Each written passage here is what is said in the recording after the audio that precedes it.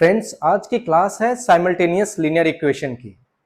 आपको लग रहा होगा यार मैथमेटिक्स का एक और नया चैप्टर, थोड़ा सा क्या होगा पता नहीं कैसा होगा। लेकिन चलिए हम इसको थोड़ा दूसरे तरह से सोचेंगे कि चलो मैथ है, मजा आएगा, थोड़ा अच्छे से समझेंगे। और एज यूजुअल जो हमारा प्रिंसिपल रहा है कि हम हर क्लास को बेसिक से और कॉन्सेप्चुअल लेवल से सीखेंगे, और इस ढंग से सीखेंगे कि जो चैप्टर आपको शुरुआत के नाम में जितना हेवी लग रहा है, जैसे ही हम उसको एंड की तरफ जाएंगे तो आपको लगेगा कि अरे इससे आसान चैप्टर तो और कुछ हो ही नहीं सकता है। तो देखिए साइमल्टेनियस लीनियर इक्वेशंस, तो सबसे पहली बात है कि ठीक है ये तो एक चैप्टर का नाम है, फिर लेकिन चैप्टर का नाम है तो हमें पढ़ना है, ऑब्वियसली पढ़ना है, सिलेबस का पार्ट है, हमें पढ़ना है। लेकिन इसमें अगर हम ये सोच करके पढ़ें कि ये जो साइमल्टेनियस लीनियर इक्वेशन है आखिर है क्या, और है क्या और क्यों है, यानी कि इसको अच्छे से हम फेस वैल्यू पे ना लेकर के कि एक चैप्टर है इसे तो पढ़ना ही पड़ेगा, बनाना ही पड़ेगा, फॉर्मूले सीखने ही पड़ेंगे, तो इसको अपने दिमाग पे लोड की तरह ना लेकर के चलिए हम इसको एक इंटायरली डिफरेंट अप्रोच से सॉल्व करने की कोशिश करेंगे। सॉल्व करने की कोशिश करेंगे यानी कि इसको ट्रेवल करेंगे, इसकी जर्नी में हम भी साथ साथ चलेंगे और देखेंगे कि जो साइमल्टेनियस लीनियर इक्वेशन की जो जर्नी है, एक जो शुरुआत में जैसी लग रही है, ये लास्ट तक हम कैसी फिनिश इसको दे पाते हैं। अब चलिए सबसे पहली बात है कि साइमल्टेनियस लीनियर इक्वेशन, ठीक है, लेकिन ये जो टर्म है इसका मतलब हम क्या समझे। चलिए इसका मतलब ये होता है कि simultaneous linear equation, simultaneous equation, simultaneous equation का मतलब होता है कि दो या दो से अधिक इक्वेशंस जिनके जो वेरिएबल्स हैं उनकी वैल्यू एक दूसरे को सेटिस्फाई करती है। यानी कि अगर दो इक्वेशंस हैं उनमें किसी भी एक इक्वेशन में जो एक्स वाई की जो वैल्यू निकलती है, सेम एक्स वाई की वैल्यू दूसरे इक्वेशन को भी सेटिस्फाई करती है। ठीक, तो चलिए लग रहा है कि सेटिस्फाई करती है, एक्स वाई का वैल्यू निकलता है। अच्छा क्या निकलता है, क्यों निकलता है, ये आगे हम डिस्कस करेंगे। लेकिन एक टर्म और देख लेते हैं कि यहां पे लिखा हुआ है linear, simultaneous linear equation. Linear क्यों लिखा है भाई? देखिए साइमल्टेनियस जो इक्वेशंस होते हैं, साइमल्टेनियस का मतलब कि मल्टीपल वेरिएबल में इक्वेशंस बनाए गए हैं, और उन इक्वेशंस का जो सॉल्यूशन होगा, यानी जो भी उसका उत्तर निकालेंगे हम सॉल्व करने के बाद में, तो जितने भी इक्वेशंस होंगे सब में अगर उन वैल्यूज को हम इनपुट देंगे तो हमारा इक्वेशन की वैल्यू सेटिस्फाई करेगी। यानी कि सेटिस्फाई करने का मतलब अगर 5x plus 2y equal to 10 और 3x plus 4y equal to 15, अगर ये दो इक्वेशंस हैं, साइमल्टेनियस इक्वेशंस हैं, तो हम सॉल्व करने के बाद x की जो वैल्यू निकालेंगे और y की भी जो वैल्यू निकालेंगे, तो x y की वैल्यू यहाँ पे इनपुट देने से यहाँ पे 10 आएगी, और बिल्कुल वही x y की वैल्यू यहाँ पे देंगे तो इस इक्वेशन की वैल्यू 15 आएगी। ठीक, तो x y की वैल्यू एक ही निकली है, x y की जो भी वैल्यू निकली है सिंगल वैल्यू निकली है, लेकिन दोनों ही इक्वेशन में इसकी वैल्यू इनपुट करेंगे तो इक्वल के बाद में जो साइन जो वैल्यूज आ रहे हैं वो मैच करेगा। ठीक, यानी कि जो भी सॉल्यूशन निकलेगा वो दोनों के लिए समान होगा, तो इसीलिए हम लोग बोलते हैं साइमल्टेनियस इक्वेशन। ठीक, यानी कि जो भी वैल्यूज निकालेंगे वो जितने भी इक्वेशंस हैं वो सबके लिए कॉमन रहेगा। ठीक, तो ये हो गया साइमल्टेनियस इक्वेशन। अब इसको लीनियर क्यों बोलते हैं? देखिए लीनियर इसलिए हम बोलते हैं क्योंकि हम जो इक्वेशन सॉल्व करने वाले हैं, हम हमारे जो सिलेबस में जो कवर करने वाला पार्ट है वो है एक स्ट्रेट लाइन का इक्वेशन। स्ट्रेट लाइन का equation ax plus by plus c, equation of a straight line if plotted on graph. हमारा प्रीवियस जो चैप्टर है कार्टेशियन कोऑर्डिनेट्स एंड ग्राफ, और इसके बाद जो रिसेंट चैप्टर हमने कवर किया है distance formula in coordinate geometry, ये दोनों चैप्टर आप एक बार मैं रिकमेंड करूंगा कि आप पीछे जाइए और ये दोनों चैप्टर को अच्छे से पढ़िए, वहां पे आपको ये जो हम कहना चाहते हैं कि ax plus B Y plus C ये एक स्ट्रेट लाइन का इक्वेशन है, तो क्यों है? स्ट्रेट लाइन का इक्वेशन क्या होता है, ग्राफ क्या होता है, और स्ट्रेट लाइन का इक्वेशन हम क्यों बोल पाएंगे कि ये स्ट्रेट लाइन का इक्वेशन है? तो ये सारे डिटेल में वहां पे आपको इंफॉर्मेशन मिल जाएगी। आइडिया ये है कि अगर आप ग्राफ प्लॉट करते हो, obviously go back to the previous chapters, वहां पे आप देखोगे ग्राफ प्लॉट कैसे करते हैं। तो इस तरह का अगर कोई इक्वेशन होता है और उसको अगर आप ग्राफ पे प्लॉट करोगे तो वो एक सीधी लाइन आती है, उसका जो ग्राफ है एक सीधी लाइन का बनता है। तो सीधी लाइन का बनता है, इसीलिए यहां पे हम जो इक्वेशंस डील करने वाले हैं वो सीधी लाइन के जो इक्वेशंस हैं, लीनियर इक्वेशंस हैं, उनको हम सॉल्व करने वाले हैं। ठीक, ऑब्वियसली बहुत कॉम्प्लेक्स इक्वेशंस भी बनते हैं, लेकिन हमारा जो चैप्टर जो सिलेबस है हमारा साइमल्टेनियस लीनियर इक्वेशंस का है। साइमल्टेनियस का मतलब क्यों? क्योंकि एक्स वाई की जो वैल्यू निकालेंगे वो दोनों ही इक्वेशंस में को सेटिस्फाई करेंगे। अब दोनों ही इक्वेशंस में क्यों बोल रहा हूं? क्योंकि इसके पहले भी जो चैप्टर्स हमने डिस्कस किए उसमें हमने बताया है कि अगर दो अननोन हैं, दो अननोन एक्स और वाई वेरिएबल, और इसी को हम बोलते हैं अननोन। अननोन का मतलब जिनकी जानकारी हमें नहीं है, तो जिनकी वैल्यू हम नहीं जानते। तो दो अननोन या दो वेरिएबल को सॉल्व करने के लिए हमें दो इक्वेशंस चाहिए होते हैं। ठीक, और एक लीनियर इक्वेशन यानी स्ट्रेट लाइन की जो इक्वेशन है, तो उसका जो इसमें आप देखोगे कि इस इक्वेशन में एक्स और वाई दो वेरिएबल्स होते हैं और ए बी सी एक कांस्टेंट है। तो ऑब्वियसली ये दो वेरिएबल हैं, तो इनको अगर सॉल्व करके इनकी अगर कोई डेफिनिट वैल्यू निकालनी है तो उसके लिए हमें दो इक्वेशंस चाहिए, इसीलिए हम दो इक्वेशंस की बात कर रहे हैं। ठीक, तो ये जो चीज है पहले आप इसको समझिए कि इस टर्म का जो मीनिंग है साइमल्टेनियस लीनियर इक्वेशन एक क्या है। ओके, अब बताइए कि ठीक है क्या है, ये तो मैं समझ गया, भाई ये क्यों है, हमें क्यों चाहिए? चलिए इस पे भी चर्चा कर लेते हैं, हमें साइमल्टेनियस लीनियर इक्वेशन क्यों चाहिए। सपोज आपको अगर हमने कहा कि राम एक किताब की दुकान पे गया और उसने 50 रुपए में 5 बुक्स खरीदे, ठीक, सिमिलर बुक्स खरीदे। तो 5 रुपए में 50 रुपए में उसने 5 सिमिलर बुक्स खरीदे। तो आपसे अगर मैं पूछूं कि सिंगल बुक की कीमत कितनी होगी, तो आप आसानी से बोलोगे कि अच्छा 5 बुक की कीमत 50 रुपीज थी, तो सिंगल बुक की कीमत क्या हुई 50/5, यानी ईच बुक की कीमत हो गई ₹10। आपने आसानी से निकाला।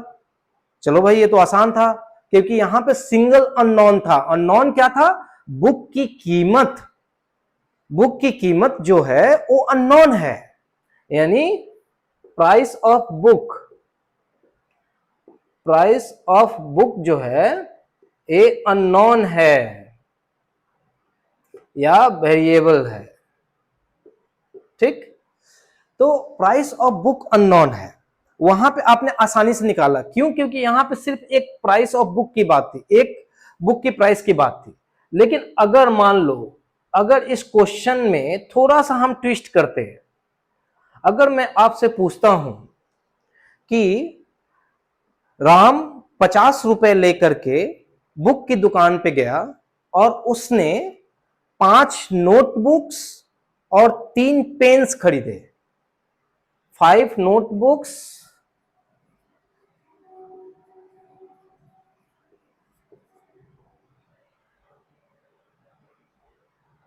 एंड 3 पेन्स, टोटल अमाउंट ₹100, यानी टोटल 100 रुपए खर्च किए उसने और 5 नोटबुक्स एंड 3 पेन्स खरीदे। ठीक, अब बताइए, अब यहां पे मैं अगर आपसे पूछूं कि ठीक है 5 नोटबुक्स और 3 पेन्स खरीदे, तो अब बताइए 1 नोटबुक और 1 पेन का क्या प्राइस है? तो अब यहां पे 1 नोटबुक की प्राइस एक अननोन है और 1 पेन की भी प्राइस एक अननोन है, तो यहां पे 2 अननोन हो गए ना। क्लियर? अब देखिए, अब इसमें क्या था कि जब तक आपको सिंगल अननोन चाहिए था यानी सिंगल वेरिएबल था, तो आपने आसानी से सॉल्व कर लिया, चाहिए एक बुक की प्राइस 50/5। ओके, अभी देखिए, इसको अगर मैं लिखना चाहूं तो मैं क्या लिखूंगा? Price of 5 notebook, price of 5 notebooks plus price of 3 pens equal to ₹100। Okay, अब ले लो कि सपोज या say price of 1 notebook X है, अननोन है ना भाई, कुछ तो मान लेते हैं कि ₹100 होगा इसका दाम। प्राइस ऑफ 1 पेन Y है, हुआ। अब देखिए, यहां पे एक जनरल इंफॉर्मेशन थी जो बोलचाल की भाषा में हम जैसे जानते हैं, ये हमारा प्रैक्टिकल एक्सपीरियंस की बातें हैं, हम जानते हैं कि भाई यहां पे इतना होगा। वैसे दुकानदार हमें बताता है वहां पे कि कितने रुपए की एक बुक है, कितने रुपए की एक पेन है, वो बताता है, उसके हिसाब से हमारे ₹100 लगे।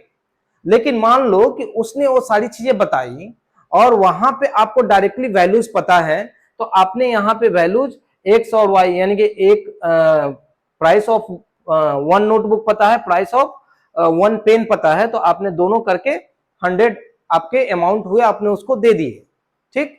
लेकिन अगर मुझे किसी और को भेजना है उसी दुकान पे फिर से सामान खरीदने के लिए, और इस बार 5 नोटबुक नहीं चाहिए मुझे, 3 नोटबुक चाहिए और 2 पेन चाहिए, ठीक।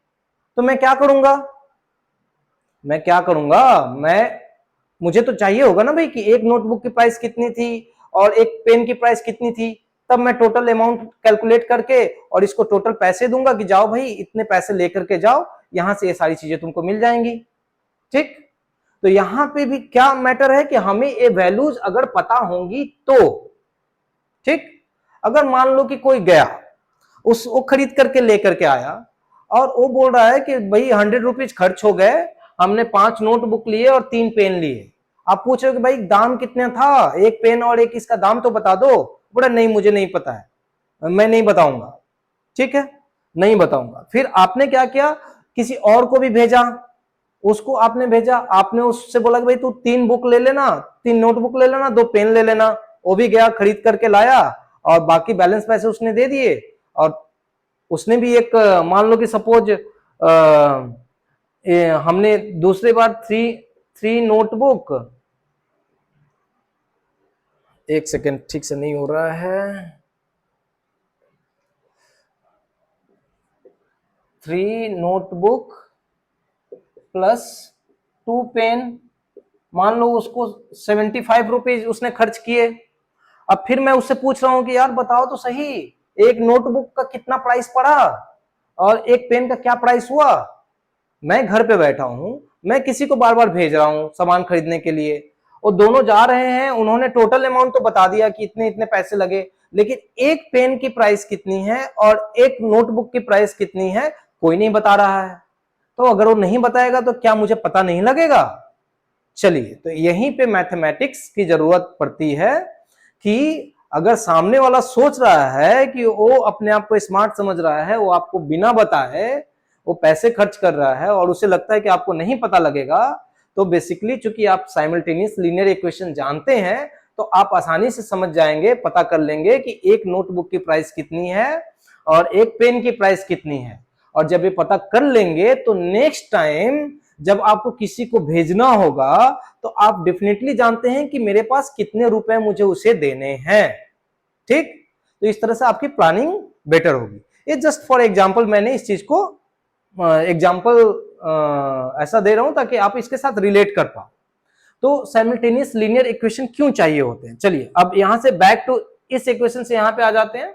प्राइस ऑफ 1 नोटबुक X माना, प्राइस ऑफ 1 पेन Y माना।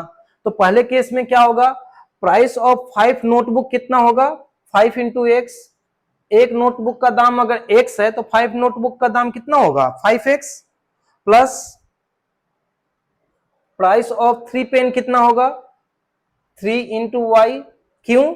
क्योंकि एक नोटबुक एक पेन का दाम अगर Y है तो 3 पेन का दाम 3 इंटू वाई होगा। ओके, अब ये टोटल कितना है 100, ये मान लो हो गया इक्वेशन 1।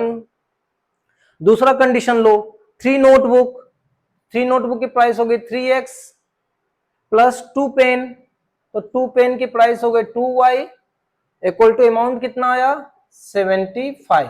ये हो गया इक्वेशन 2। तो अब आप देखो कि ये जो दो वेरिएबल में यानी दो अननोन, एक पेन की दाम मुझे नहीं पता थी, एक नोटबुक की दाम नहीं पता थी, तो उसको अगर मैंने मान लिया कि नहीं पता है तो उसको x और y मान लिया, यानी ये अननोन्स हैं या वेरिएबल। ठीक, वेरिएबल और अननोन ये दोनों एक दूसरे को हम इंटरचेंजेबली इस नाम को हम ऐसे ही पुकारते रहेंगे ताकि हम इसे आसानी से आइडेंटिफाई कर पाए। तो देखिए ये जो इक्वेशन बना, ये इक्वेशन किस टाइप का बना, A X plus B Y plus C. B Y plus C क्यों, देखिए यहाँ पे एक्स वाई है, एक्स के साथ में क्या है ए है, ए की जगह पे 5 है, ए है, ए बी है, और सी की जगह पे आप 100 को इधर के साइड में लेकर के चले आओ तो -100 हो जाएगा।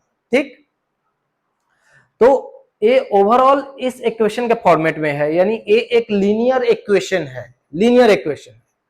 अब ये साइमल्टेनियस क्यों है, क्योंकि हम एक ही दुकान पे बंदे को भेज रहे हैं और उस दुकान पे जो पेन और नोटबुक की जो प्राइस है वो फिक्स है।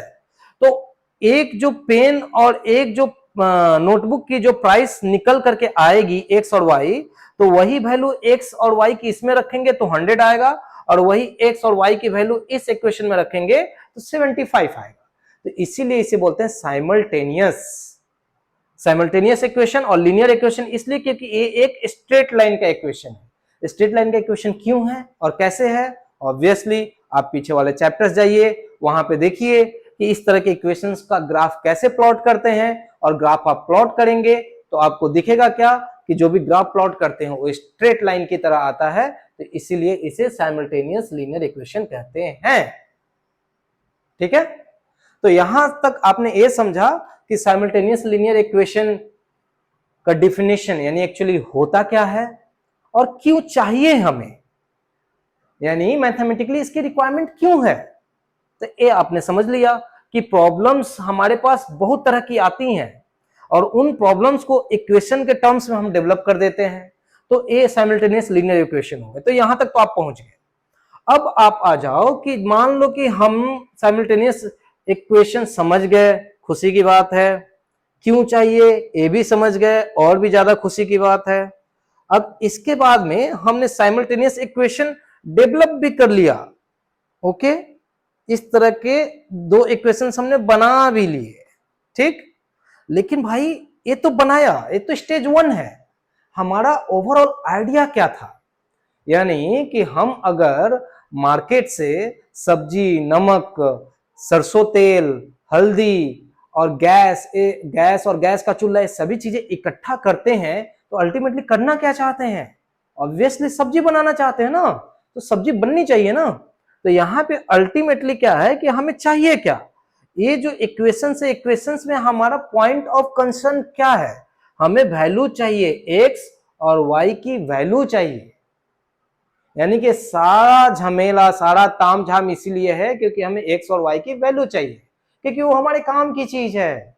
हम अभी इसको एक्स वाई बोल रहे हैं क्योंकि लिखने में आसान होगा, सॉल्व करने में आसान होगा, लेकिन सॉल्व करने के बाद एक्स जो है किसी चीज का प्राइस हो जाएगा, किसी का एज हो जाएगा, किसी का कुछ, वाई इसी तरह से कुछ और टर्मिनोलॉजी ले लेगा, तो उस टर्म से हम डायरेक्टली फिजिकल वर्ल्ड में किसी चीज को रिलेट कर पाएंगे।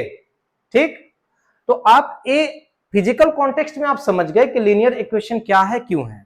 अब चलिए, अब इसको सॉल्व करने के क्या तरीके होते हैं। मान लीजिए मेरे पास दो इक्वेशंस तो आ गए, अब दो इक्वेशंस आ गए, तो अब यहां पे जब दो इक्वेशंस जब आते हैं, अच्छा एक चीज जो आप फॉलो करना कि जनरली इसको मैं स्ट्रेट लाइन की इक्वेशन बोल रहा हूं ना, तो आप जो भी इक्वेशन आए आप इसको इसी फॉर्मेट में लेकर के चले आना, यानी कि इसको 5x + 3y - 100 इक्वल टू 0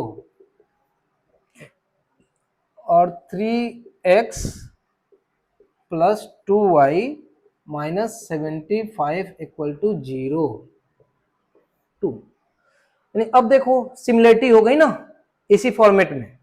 तो फॉर्मेट हम एक ही रखेंगे ताकि कोई कंफ्यूजन ना आए। हम बड़ा सिंपल इंफॉर्मेशन अपने पास रखेंगे और उसके बाद सॉल्व करते हुए आगे चलेंगे। ठीक है, तो चलिए अब क्या है कि इसको सॉल्व कैसे करेंगे भाई, और सॉल्व करेंगे तो चलिए सॉल्व करने के हमारे पास, अच्छा सॉल्व करने के पहले एक चीज और मैं आपको बताना चाहता हूं। मान लीजिए ये तो फिजिकल कॉन्टेक्स्ट में आप समझे कि इक्वेशंस बनते कैसे हैं, लेकिन कभी कभी क्या होता है कि आपको इक्वेशंस दे दिए गए, इक्वेशंस दे दिए गए और आपसे पूछा जाएगा क्या कि ये जो इक्वेशंस हैं ये क्या सॉल्वेबल हैं।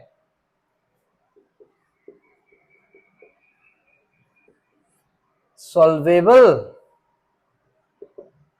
दूसरा टर्म आएगा कंसिस्टेंट। ठीक है, तीसरा टर्म आएगा डेफिनिट सॉल्यूशन।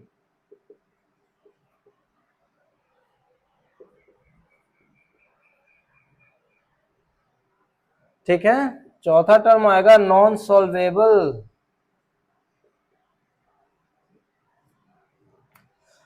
अब आप सोच रहे होंगे कि यार अभी अभी तो जैसे तैसे हमने ये समझा कि साइमल्टेनियस लीनियर इक्वेशन क्या होता है, क्यों होता है, और रियल टाइम जो चीजें हो रही हैं उनसे कैसे हम साइमल्टेनियस इक्वेशन डेवलप करते हैं। अब ये क्या चीज हो गई भाई, ये क्या हो गई, ये आपको जरूरत तब आती है जब पहले आपको पहले ही इक्वेशन दिया हुआ हो। हम जो अभी पढ़ रहे थे वो हम वहां से डेवलप करके इक्वेशन तक आ रहे थे, और इक्वेशन से एक्स और वाई की वैल्यू सॉल्व करेंगे। इसके लिए ये 5 मेथड्स हैं जिसपे हम डिस्कस करेंगे। लेकिन अगर ये मेथड सॉल्व करने के पहले अगर इक्वेशंस मुझे दे दिए गए और इस इक्वेशंस के कुछ प्रॉपर्टीज हैं जो डायरेक्टली स्ट्रेट लाइन की प्रॉपर्टीज से मैच करती हैं, ये हम जस्ट इमीडिएट अभी एक्सप्लेन करके समझ जाएंगे कैसे होता है। क्योंकि हमने ये समझा कि लीनियर इक्वेशन है यानी कि स्ट्रेट लाइन का इक्वेशन है, तो स्ट्रेट लाइन का इक्वेशन है तो कोई भी स्ट्रेट लाइन जब ग्राफ पे प्लॉट करते हैं ना तो उसकी अपनी सर्टेन प्रॉपर्टीज होती हैं। जैसे आप अपने घर में अगर दाल चावल अगर आपके घर में बनता है ना तो उसका एक सर्टेन कंसिस्टेंसी और एक सर्टेन फॉर्मेट होता है। कुछ किसी के घर में अगर दाल चावल बनती है तो नमक ज्यादा होता है, किसी का कम लगता है, किसी का बैलेंस में लगता है, तो सबके अपने अपने सेट ऑफ रूल्स होते हैं। तो इसी तरह ये जो लीनियर इक्वेशंस जो है, स्ट्रेट लाइन के इक्वेशंस हैं, इनके अपने सर्टेन क्वालिटीज होते हैं, क्वालिटीज नहीं प्रॉपर्टीज होते हैं। उस प्रॉपर्टीज के हिसाब से, चूंकि ये इक्वेशन तो उसी टर्म्स में आकर के बना, तो उस प्रॉपर्टीज के हिसाब से ये सारी चीजें सामने आती हैं। अब ये चीजें क्या है भाई, और इसकी जरूरत ही हमें क्यों है? जरूरत इसलिए है कि अभी जो आपको तो डायरेक्टली एक्स वाई वेरिएबल के टर्म में आपको इक्वेशन दे दिया गया, ठीक। अभी तक आपको हमने ये एग्जांपल समझाया कि मैं किसी को भेज रहा हूं एक बुक की दुकान पे और वहां से नोटबुक और पेन वो लेकर के आ रहा है, ठीक, अच्छी बात है। मान लीजिए बुक की दुकान है शर्मा जी की जो कि नुक्कड़ पे है। अब एक बुक की दुकान है वर्मा जी की, वो दूसरे कॉर्नर पे है। तो अगर मान लीजिए कि मैंने क्या किया कि 100 रुपीज लेकर के एक बार रामू को भेजा शर्मा जी की दुकान पे, 100 रुपीज में वो 3 पेन 4 नोटबुक खरीद करके ले आया।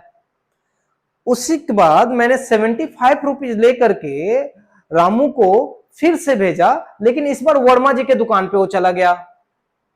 एक बार पहली दुकान पे गया और अब दूसरी बार वो दूसरी दुकान पे चला गया। तो अब आप समझो कि दूसरी दुकान पे क्या पेन और नोटबुक का प्राइस सेम होगा? नहीं हो सकता है, क्योंकि हर दुकानदार अपने प्रॉफिट मार्जिन के हिसाब से अलग अलग रेट में बेच सकता है, होता है ना। बहुत सारी चीजें ऐसी होती हैं कि सब्जी के मार्केट में भी आप घूम रहे हो ना, तो एक जगह पे आपको नींबू 10 रुपए में 4 पीस मिलता है, तो बाजू में 10 रुपए में 5 पीस मिलता है।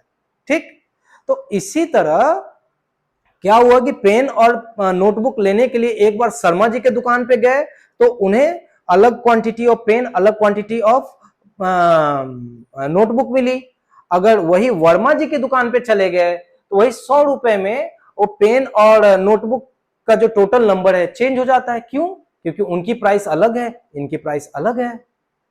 तो अब जब दोनों की प्राइस अलग अलग है, हम कैसे समझेंगे कि ये जो दो इक्वेशंस दिए गए हैं, ये जो इक्वेशंस दिए गए हैं, ये इक्वेशंस सेम दुकान पे खरीदारी करके बने हैं या अलग अलग दुकान पे बने हैं? हो ही सकता है ना भाई। मान लो कि किसी ने आकर के आपको रॉ इंफॉर्मेशन दे दिया कि मैंने 5x + 3y यानी 5 नोटबुक और 3 पेन खरीदे 100 रुपए में।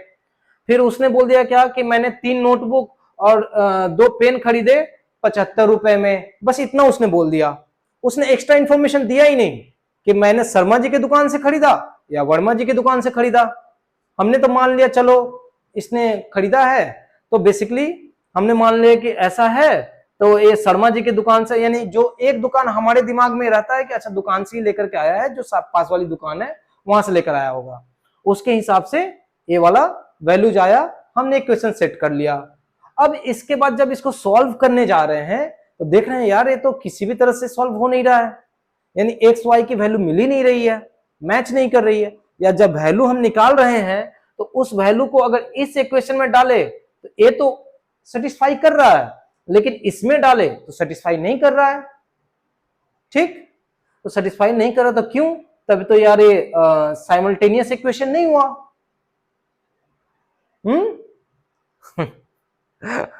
कॉम्प्लिकेटेड हो रहा है थोड़ा सा। देखिए अब इसमें क्या है कि इसमें हम मान लेते हैं कि हमें दो इक्वेशंस दे दिए गए। अब ये दो इक्वेशन जो है ये साइमल्टेनियस लीनियर इक्वेशन की तरह इनको प्रोटेक्ट करके दे दिया गया है कि भाई ये लीनियर है, ये तो दिख रहा है लीनियर, यानी कि भाई ये स्ट्रेट लाइन के इक्वेशन से दिख रहे हैं। साइमल्टेनियस इक्वेशंस हैं कि नहीं, यानी ये इक्वेशंस में एक्स और वाई की वैल्यू जब एक का निकालेंगे तो दूसरे में भी सेटिस्फाई करेगा कि नहीं, तो ये वाली जो चीज है हम इक्वेशन को बिना सॉल्व किए ही पहले ही पता लगा सकते हैं। ठीक है, तो यहां पे यही चीज आपको एक्स्ट्रा एक जानकारी, क्योंकि मैथमेटिक्स है ना भाई, हम कुछ भी लूप होल्स नहीं छोड़ सकते। जैसे अभी जो आपका दिमाग डायरेक्टली सोच रहा था कि जब भी पेन और नोटबुक लेकर के आएगा तो शर्मा जी की दुकान से लेकर के आएगा, लेकिन ऐसा नहीं है, बाजू में वर्मा जी की भी दुकान है। आप भूल सकते हैं लेकिन मैथमेटिक्स नहीं भूलता है, क्योंकि मैथमेटिक्स में लूप होल्स नहीं होते। आप लॉजिक के साथ में चलते रहेंगे तो आपको कहीं भी आपको कोई भी ऐसा ग्लिचेज नहीं मिलेगा जो कि मैथमेटिक्स में डिफाइन ना हो। ठीक है, यही ब्यूटी है मैथमेटिक्स की। तो अगर आप सही से समझते चलिए, देखिए आसान हो जाएगा। अब इसमें क्या है कि ये दो इक्वेशंस दिए गए, अब इनसे आप 4 क्वेश्चंस पूछे जा रहे हैं। ठीक, और ये 4 क्वेश्चन बहुत ही वाइटल क्वेश्चन है। ये 4 क्वेश्चन जो है सिर्फ इसलिए नहीं कि आपको क्लास 9 में पूछे जाएंगे, क्लास 10 में पूछे जाएंगे। अगर आप क्लास 11 और 12 में मैथमेटिक्स साइंस अगर पढ़ोगे तो वहां पर भी पूछे जाएंगे। और इनफैक्ट जब आप इंजीनियरिंग के एग्जामिनेशंस दोगे, कंपटीशन वाले एग्जामिनेशंस दोगे, तो भी वहां पे ये 4 क्वेश्चंस पूछे जाएंगे। और इनका जो सोल्यूशन है ना, हमने जब आप जैसे जैसे आगे की तरफ जाओगे तो आपको लगेगा क्या कि इतने कॉम्प्लिकेटेड तरह से इनको समझाया जाता है, या जो आपको समझने के जो तरीके या बुक से जो आपको मिलेंगे इतने कॉम्प्लिकेटेड होंगे कि आपको हमेशा फॉर्मूले याद करके रखने होंगे, या ऐसे करके ऐसे करेंगे तो ये वैल्यू आएगी, ऐसे करेंगे तो ये वैल्यू आएगी। लेकिन आज जो हम बताने वाले हैं ये तरीका इतना आसान होगा कि आज के बाद आप इसको कभी भूल भी नहीं पाओगे, और चाहे कितना भी डिफिकल्ट एग्जामिनेशन हो आप उसको एकदम आसानी से चुटकी में उसको सॉल्व करोगे, इस तरह के प्रॉब्लम्स को। ठीक, तो सबसे पहली बात है कि ये सॉल्वेबल है कि नहीं है, यानी कि इसको हम सॉल्व कर सकते हैं या नहीं कर सकते। देखिए ये जो भी चीजें हैं इसको समझने का सबसे अच्छा तरीका है सॉल्वेबल है कि नहीं, ग्राफिकल मेथड। यानी ग्राफ के थ्रू अगर कोई भी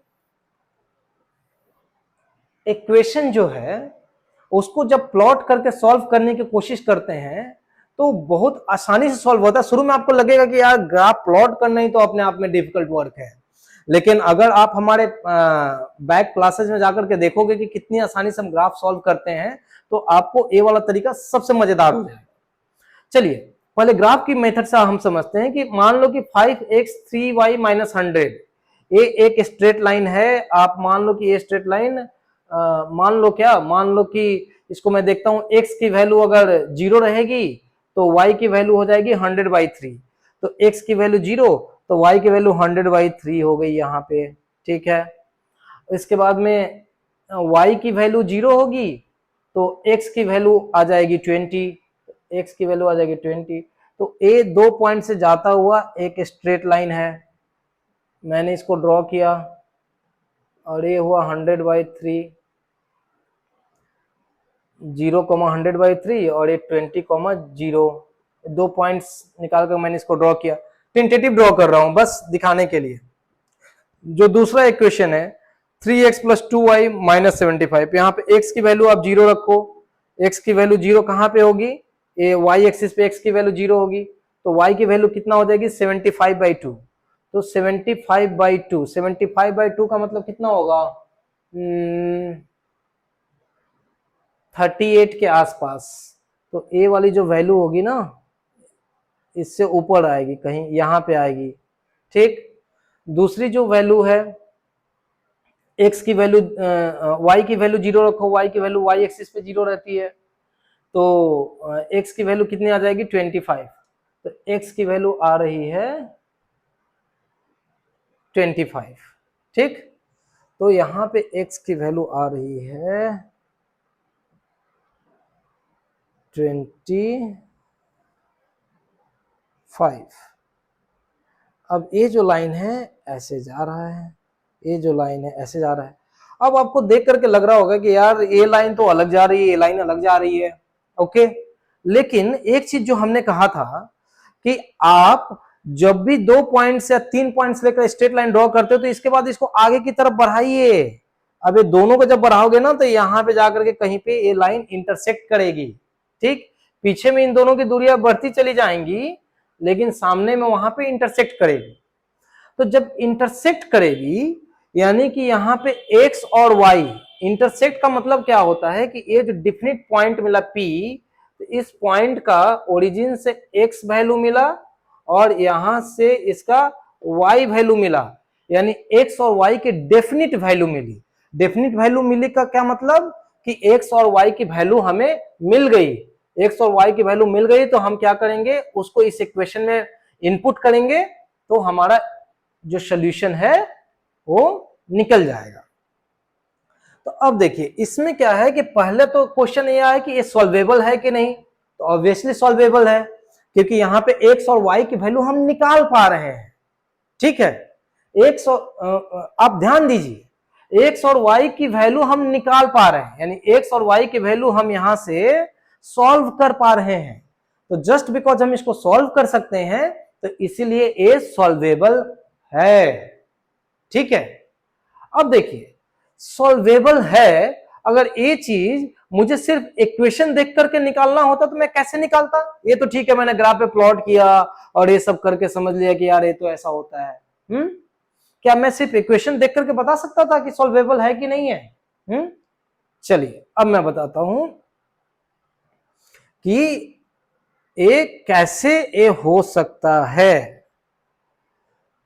इक्वेशन में आप देखोगे कि अगर x के साथ में जो इसके कोएफिशिएंट्स हैं, यानी ये जो कांस्टेंट्स हैं a b c x y के साथ में जो भी a b c a b जो कांस्टेंट है, अगर a कांस्टेंट आप इसको मान लो कि a इक्वेशन है a1x + b1y + c1 = 0 और a2x + b2y + c2 = 0। तो अगर आपको यहां पे ऐसा मिलता है कि A1 by A2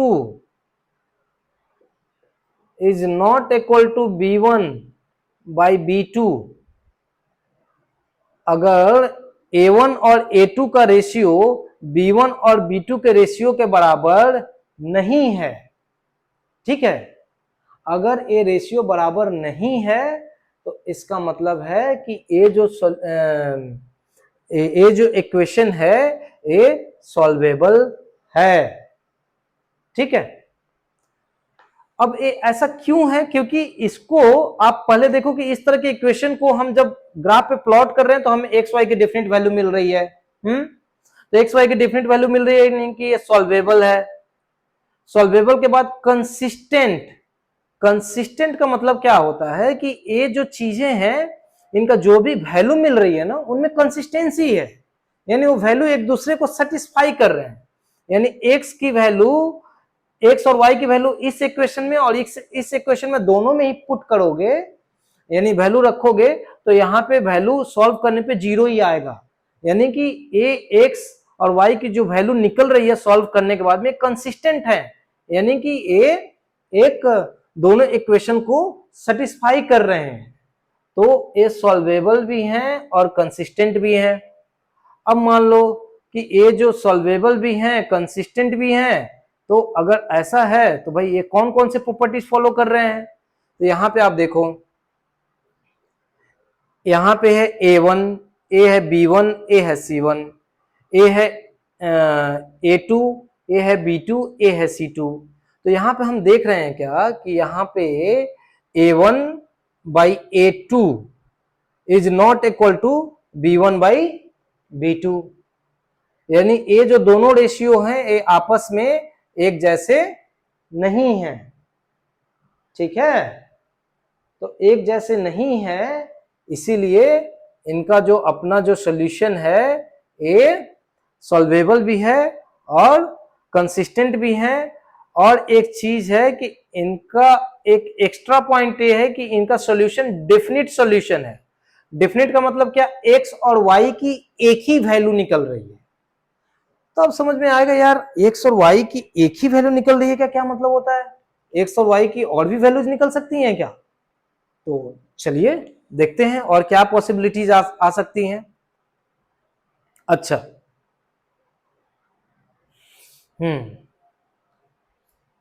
इसको थोड़ा डिलीट करता हूं।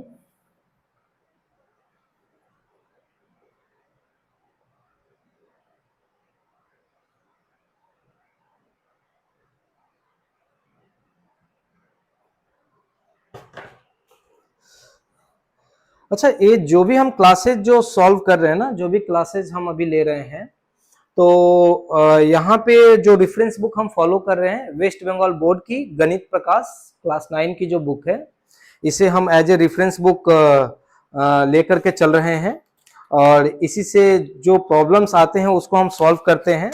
लेकिन इसका मतलब ये नहीं है कि इसमें जो प्रॉब्लम्स हैं हम सिर्फ उन्हीं प्रॉब्लम्स को लेकर के पढ़ रहे हैं तो आप किसी और रेफरेंस बुक के प्रॉब्लम सॉल्व नहीं कर पाओगे, ऐसी कोई बात नहीं है, क्योंकि हमारा जो पूरा फोकस रहता है बेसिक्स पे रहता है, और बेसिक का मतलब क्या है कि बेसिक गुड़ जैसा है, यानी आप दूध में डालो तो भी मिठास आएगी, आप पानी में डालो तो भी मिठास आएगी, ठीक है, तो हम उस बेसिक गुड़ को सीख रहे हैं, तो कोई फायदा, कोई मैटर नहीं करता कि हम कौन सी बुक फॉलो कर रहे हैं। तो इस बुक के अलावा आप जिस भी बोर्ड से आप बिलोंग करते हैं, आप अपनी रेफरेंस बुक के प्रॉब्लम सॉल्व कीजिए, और जो भी टिपिकल प्रॉब्लम्स हैं हम यहाँ पे सॉल्व करेंगे, और जो भी बेसिक कॉन्सेप्ट्स हैं उसको हम जो भी डिफाइन कर रहे हैं उसको आप बहुत अच्छे से समझिए, आपको कभी भी किसी भी बोर्ड के बुक को सॉल्व करने में कोई दिक्कत नहीं आएगी, ठीक है। तो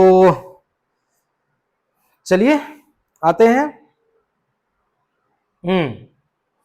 यहां पे आया क्या कि A1 by A2 is not equal to B1 by B2, तो इसका मतलब यहां पे तीन चीजें सॉल्व हो रही हैं। पहला तो ये कि equation is solvable, equation solvable है, दूसरा इक्वेशन इज कंसिस्टेंट है, और तीसरा एक डेफिनिट सॉल्यूशन है। तो आपको क्या करना है कि जब भी आपसे पूछा जाए कि क्या एक सॉल्वेबल है तो क्या करोगे, आप दोनों का रेशियो देख लो, 5/3 और 3/2, ये दोनों इक्वल नहीं है, तो इक्वल नहीं है, नॉट इक्वल टू, यानी कि सॉल्वेबल है, कंसिस्टेंट है, और इनका डेफिनिट सॉल्यूशन भी होगा। सिर्फ आप बस इतना ही चेक कर लोगे तो ये चीजें क्लियर हो जाएंगी। अब यहां पे देखो कि सॉल्वेबल है, कंसिस्टेंट है, तो समझे डेफिनिट सॉल्यूशन वाली बात कहां से आ रही है। चलिए इस पे भी हम देखते हैं डेफिनिट सॉल्यूशन क्या होता है। अब आप देखो कि सपोज आपका जो इक्वेशन है, इक्वेशन हमारा थोड़ा सा चेंज हो गया, इक्वेशन हमारा थोड़ा सा चेंज हो गया, आप इसको ले लो ऐसे,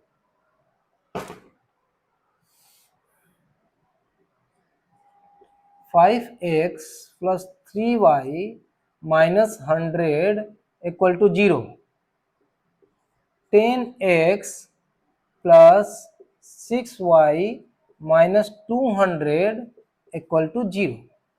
ठीक, अब यहां पे जब आप इस लाइन को जब प्लॉट करोगे ना, आप इस लाइन को प्लॉट करोगे, चलो प्लॉट करके देख ही लेते हैं, फटाफट देख लेते हैं कि होता क्या है, ताकि अंडरस्टैंडिंग जो भी होगी आपकी परमानेंट होगी। अच्छा इसको मैं डिलीट नहीं करता हूं, मैं इसको इस साइड में लिख देता हूं।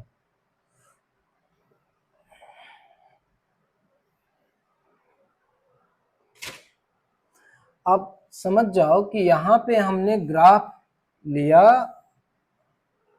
और इस लाइन को मुझे प्लॉट करना है। एक लाइन को प्लॉट करने के लिए 2 पॉइंट्स चाहिए होते हैं। ठीक, अब इसके 2 पॉइंट्स जो भी निकालने हैं मैं बहुत फास्ट निकालूंगा। मान लो कि इसके लिए मुझे x और y के 2 पॉइंट्स निकालने हैं ना, x और y 2 पॉइंट्स निकालने हैं। मैं मानता हूं कि इस इक्वेशन में मैंने x की वैल्यू 0 रखी, यहां पे x की वैल्यू 0 रखी, तो y की वैल्यू क्या आ जाएगी, 100/3। ठीक है, फिर यहां पे क्या किया मैंने, y की वैल्यू 0 रखी, y की वैल्यू 0 रखी, तो y की वैल्यू जब 0 रखी तो x की वैल्यू क्या हो जाएगी, 100/5 यानी 20। ठीक, अब आ जाओ इसी इक्वेशन को x y, अब ये दूसरा इक्वेशन आ जाओ, यहां पर भी मैंने क्या किया, बिल्कुल सिमिलर वे में सॉल्व कर रहा हूं। x की वैल्यू 0 रखी, तो x की वैल्यू 0 रखी तो इक्वेशन में 0 रखो, तो 10 × 0 0, और 6y - 200 = 0, तो y इक्वल टू क्या हो जाएगा, -200 उधर जाएगा तो +200, और 6 इधर मल्टीप्लीकेशन है तो डिवीजन हो जाएगा, यानी कि 200/6, 200/6। तो 200/6 को ऊपर नीचे आप डिवाइड करोगे तो क्या आ जाएगा, 100/3 आ जाएगा। ठीक, अब देखो यहां पे फिर y की वैल्यू 0 रखता हूं मैं, y की वैल्यू 0 रखी तो 6 × 0 0 हो गया, बचा क्या, 10x - 200 = 0, तो -200 उधर जाएगा तो +200 हो जाएगा, तो हो जाएगा 10x = 200, तो x इक्वल टू क्या हो जाएगा, 200/10, तो 200/10 का मतलब क्या हो जाएगा, 200/10 दैट्स इक्वल टू 20। ठीक, अब देखो ये क्या किया हमने, x और y ये 2 पॉइंट निकाले जो कि इस इक्वेशन को सेटिस्फाई करते हैं, वो हमने अपने से ले लिया 2 पॉइंट, और अपने से क्या लिया, मतलब क्यों लिया, 0 क्यों लिया, क्योंकि देखो भाई 0 0 लेकर के प्लॉट करना बड़ा आसान होता है, तो इसीलिए मान लो कि इस लाइन की पहली पॉइंट क्या हो जाएगी, एक्स वाई, ये पहली पॉइंट हो गई, पहली पॉइंट हो गई 0 103, यानी x की वैल्यू 0 और इसकी वैल्यू 100/3, 100/3 का मतलब क्या होता है, 33.33, यानी a वैल्यू हो गई 0, 33.33, ये एक पॉइंट हो गया। ठीक, दूसरा पॉइंट क्या हो गया, x की वैल्यू 20, x की वैल्यू आ जाओ यहाँ पे 20 है, और y की वैल्यू 0, तो a आ गया दिस। तो अब मान लो ये 2 पॉइंट मिल गए मुझे, तो ये क्या किया मैंने, 2 पॉइंट को ड्रॉ कर दिया, एक स्ट्रेट लाइन मिल गई, ये कौन सी स्ट्रेट लाइन हो गई? ये इक्वेशन 1 वाली स्ट्रेट लाइन हो गई। तो अब आप देखो इक्वेशन 2 वाली आप पकड़ो, इक्वेशन 2। अब मैं क्या कर रहा हूं, इक्वेशन 2 का भी आप वैल्यू देखो, x की वैल्यू 0, x की वैल्यू जब 0 है तो y की वैल्यू कितनी है? 100/3, यानी कि सेम पॉइंट है, यानी ये यही पॉइंट आएगा। दूसरे केस में भी देखो 20 इसका भी वैल्यू है 20, यानी दूसरा पॉइंट भी यही आएगा। यानी ये जो दूसरी लाइन भी है, ये कौन सी लाइन है? इसी लाइन के ऊपर में है वो भी, यानी दूसरी लाइन भी यही है। यानी क्या हुआ यहां पे, इक्वेशन 1 एंड 2 आर ओवरलैपिंग। यानी एक लाइन के ऊपर ही दूसरी लाइन चढ़ी हुई है। इसके पहले वाले केस में क्या था, वो दोनों एक दूसरे को कट कर रहे थे, लेकिन यहां पे क्या है, एक लाइन जा रही है, उसी को वो दूसरी लाइन भी चढ़ी हुई है। देखो ये इक्वेशन। तो अब चूंकि यहां पे जब एक लाइन के ऊपर दूसरी लाइन चढ़ी हुई है, तो ऑब्जर्वेशन क्या है? देखो भाई, ऑब्जर्वेशन तो ये है कि एक्स और वाई की वैल्यू क्या आप सॉल्व कर सकते हो? बिल्कुल सॉल्व कर सकते हो, तभी तो ये वैल्यूज हमें मिले। एक्स और वाई की जो वैल्यू मिले कंसिस्टेंट है, और ये दोनों ही इक्वेशन में ये वैल्यू सेटिस्फाई कर रहे हैं। यानी एक्स और वाई की वैल्यू, अब यहाँ पे जो भी वैल्यू है, देखो ये जो वैल्यू आपने रखा इस इक्वेशन में भी सेटिस्फाई कर रही है, और यही वैल्यू इस इक्वेशन में भी सेटिस्फाई कर रही है। तो ये क्या है? कंसिस्टेंट है। It is consistent, yes. Consistent, yes. Solvable, yes. Okay, दो चीजें यस यस हो गई। क्यों हो गई भाई? क्योंकि हम देख रहे हैं कि कंसिस्टेंट तो है, क्योंकि जो एक्स वाई की वैल्यू निकल रही है वो दूसरे इक्वेशन में भी देने पे उस इक्वेशन को सेटिस्फाई कर रही है। ठीक, तो कंसिस्टेंट है। सॉल्वेबल का क्या मतलब? एक्स और वाई की वैल्यू तो हम निकाल पा रहे हैं ना, इसको सॉल्व करके एक्स और वाई की वैल्यू निकाल कर सॉल्व कर पा रहे हैं, इसलिए सॉल्वेबल भी हो गई। लेकिन ये क्या डिफिनिट है? एक्स और वाई की वैल्यू क्या डिफिनिट है? नो, डिफिनिट नहीं है। क्यों नहीं है? क्योंकि आप देख रहे हो कि एक लाइन के ऊपर में दूसरी लाइन चढ़ी हुई है। उस केस में क्या था, एक लाइन इधर जा रही है, एक लाइन ऐसे जा रही है। तो यहां पे डिफिनिट है कि एक ही पॉइंट पे वो लोग मीट कर रहे हैं। तो डिफिनिट का मतलब क्या? जब एक ही पॉइंट पे मीट कर रहे हैं तो है कि भाई वो डिफिनिट है। ठीक है, एक ही पॉइंट पे मीट कर रहे हैं, यानी चलते मुसाफिर किसी जगह पे जीवन में एक ही बार टकरा है तो डिफिनिट हो गया ना वो पॉइंट। लेकिन जो पड़ोसी है, सुबह शाम उठ रहे हो आप उसका चेहरा देख रहे हो, तो वो तो भाई डिफिनिट नहीं है, वो तो आप सुबह शाम रोज ही उसको देख रहे हो। यानी कि बिल्कुल ऐसा ही हो गया कि ये जो यहां पे है कि कोई डिफिनिट मीटिंग पॉइंट नहीं है कि आज या 1947 में उनसे मिले थे, या 1992 में मिले थे, या 2012 में मिले थे। क्योंकि कोई एक बंदा जिसकी कुछ कहानियां सुना रहे हो और वो जीवन में एक ही बार मिला, उसके बाद वो आप उससे कभी नहीं मिले, तो उसका एक डिफिनिट पॉइंट ऑफ रिमेम्बरेंस है, यानी किस टाइम में आप उससे मिले थे। लेकिन जिसको सुबह शाम उठ करके आप उसका चेहरा देख रहे हो, सुबह उठ रहे हो उससे मिल रहे हो, शाम को मिल रहे हो, हर पॉइंट पे ही मिल रहे हो इनफैक्ट। ठीक, तो जब हर पॉइंट पे ही मिल रहे हो तो डिफिनिट कैसे है? वो डिफिनिट नहीं है, वो तो इनफाइनाइट है।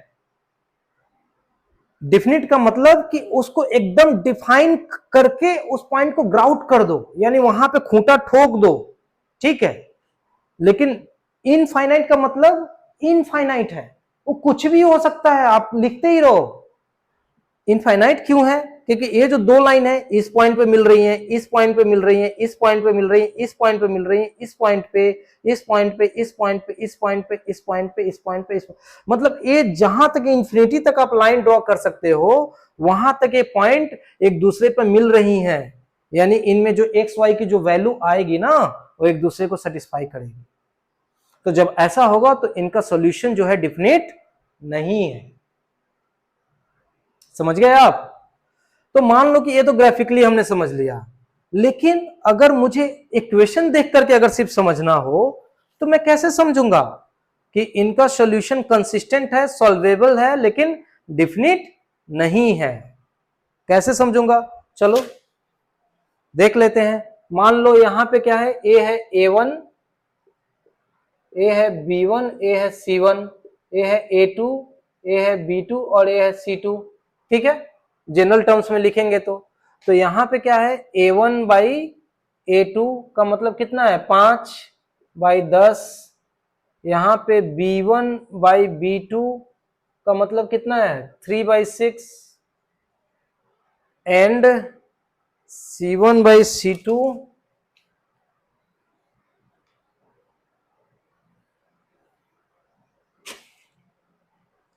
C1 बाई C2, यहाँ पे C1 क्या है, -100, C2 क्या है, -200।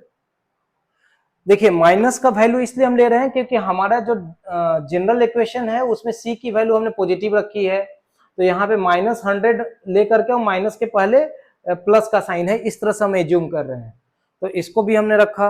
अब आप देखो वैल्यू क्या आती है, माइनस माइनस प्लस हो गया 100, दैट्स इक्वल टू आ गया 1/2। यहाँ पे सॉल्व करो 1/2, यहाँ पे सॉल्व करो 1/2।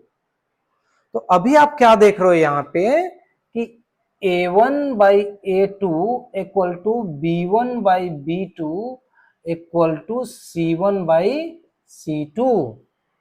अगर किसी इक्वेशन में अगर ऐसा सेटिस्फाई करता है, यानी इस तरह के इसके जो कोएफिशिएंट्स हैं इस तरह से सेटिस्फाई करते हैं, तो इसका मतलब है कि एक कंसिस्टेंट है, सॉल्वेबल है और डिफिनिट सॉल्यूशन इसका नहीं है। इनफाइनाइट सॉल्यूशंस हैं, इनफाइनाइट सॉल्यूशंस। तो इस तरह से आप इस चीज को अच्छे से समझ सकते हैं। ठीक है,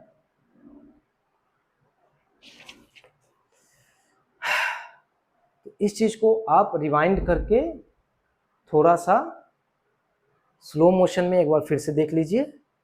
हमने 2 कंडीशंस अभी सॉल्व किए।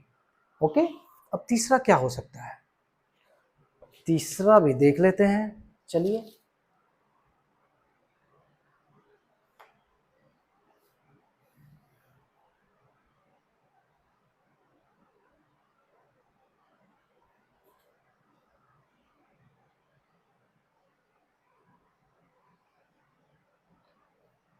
हम्म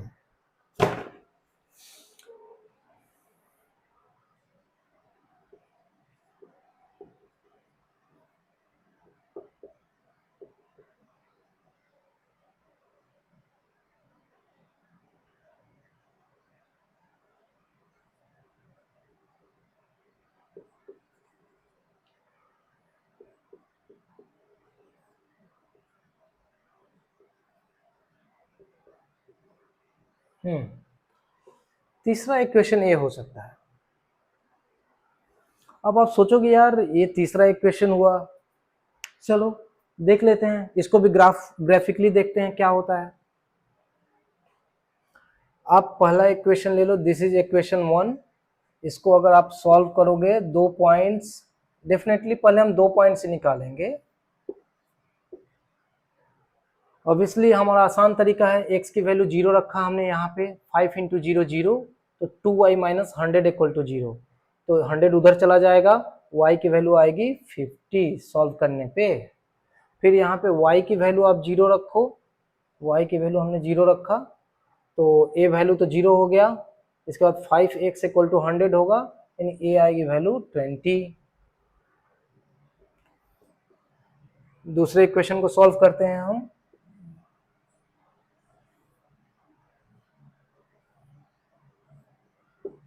x why this and this, दूसरे इक्वेशन में भी यही करेंगे। x की वैल्यू हमने 0 रखी, x की वैल्यू हमने 0 रखी, ये तो टोटल 0 हो गया। 4y - 180 इक्वल टू 0, तो y इक्वल टू कितना हो जाएगा, 180/4, यानी कि ये हो जाएगा 45। ठीक। इसके बाद में y की वैल्यू आप 0 रखो, तो y की वैल्यू 0 रखा तो ये तो पूरा 0 हो गया, तो x क्या हो जाएगा, 10x equal to 180, x equal to 18 हो गया। अब आप इन दोनों लाइन को ग्राफ पे प्लॉट करो।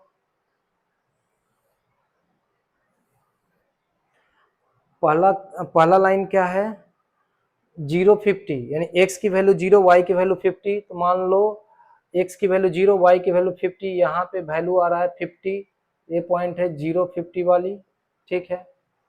y की वैल्यू 0, x की वैल्यू 20, x की वैल्यू 20 आई, y की वैल्यू 0, तो 20 0 ए वाली पॉइंट हो गई।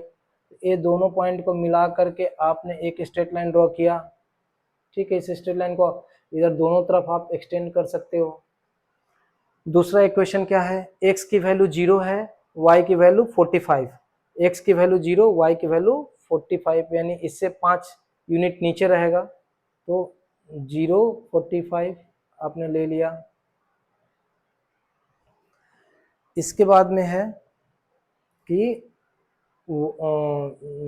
y की वैल्यू 0 है और x की वैल्यू 18 है। यहाँ पे y की x की वैल्यू 18 है, y की वैल्यू 0 है, यानी a एक पॉइंट हुआ। तो यहाँ पे क्या किया आपने, a वाला पॉइंट भी इसको मैच करा दिया। अब क्या आप देखोगे कि यहाँ पे ये जो दोनों लाइन है ना, आप जब इनको एक्सटेंड करेंगे तो ए लाइन कहीं भी एक दूसरे को कट करते हुए आपको नहीं दिखेंगी, ठीक है। यहाँ पे आपको ये दोनों ही लाइन पैरेलल दिखेंगी। अब दोनों ही लाइन पैरेलल दिखेंगी यानी कहीं भी एक दूसरे को इंटरसेक्ट नहीं करेंगी। तो जब इंटरसेक्ट नहीं करेंगी तो कोई डेफिनेट सोल्यूशन नहीं मिलेगा।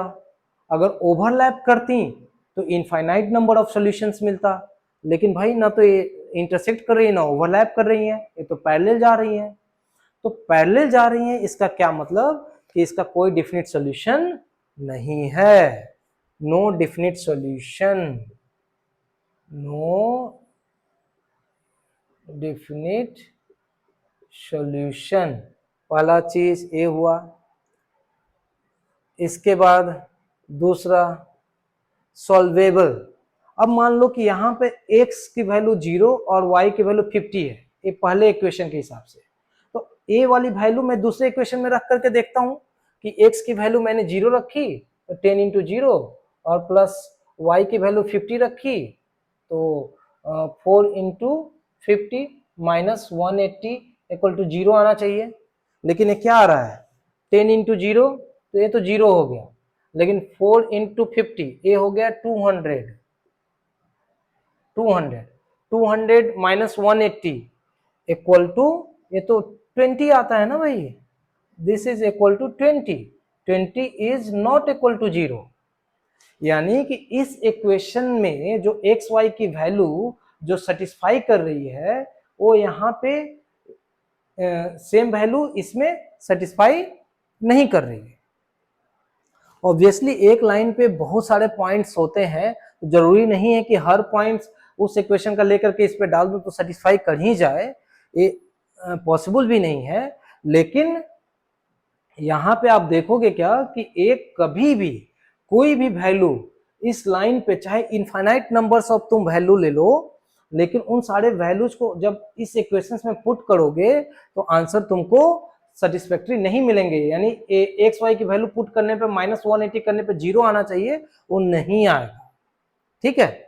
ग्राफिकली हम देख पा रहे हैं कि क्यों नहीं आएगा, क्योंकि वो एक दूसरे को कभी इंटरसेक्ट करते ही नहीं है, ना तो इंटरसेक्ट करते हैं ना ओवरलैप करते हैं। तो इसका मतलब कि इसका कोई डेफिनेट सोल्यूशन नहीं है। ये जो भी एक्स और वाई के वैल्यू हैं इनकंसिस्टेंट हैं, यानी कंसिस्टेंट वैल्यूज नहीं है, यानी एक्स वाई के वैल्यू आपस में एक दूसरे को सेटिस्फाई नहीं कर रही है, तो सॉल्यूशन इनकंसिस्टेंट है। ये जो इक्वेशन है इनकंसिस्टेंट है, इनकंसिस्टेंट इक्वेशन, इसीलिए ये जो है नॉन सॉल्वेबल है, नॉन सॉल्वेबल, यानी इनको हम सॉल्व नहीं कर सकते। इनका सॉल्व करके हम कोई आंसर नहीं निकाल सकते। अब भाई ऐसा क्यों नहीं कर सकते? बात वहीं पे आ गई, क्योंकि ये जो दो इक्वेशन है इसमें ये शर्मा जी की दुकान से लाए हैं और ये जो है ये वर्मा जी की दुकान से लेकर के आए हैं, ठीक है। तो इनका अपना जो रेट है पेन एंड पेंसिल का, पेन एंड नोटबुक का, वो अलग है और वर्मा जी का रेट जो है वो अलग है।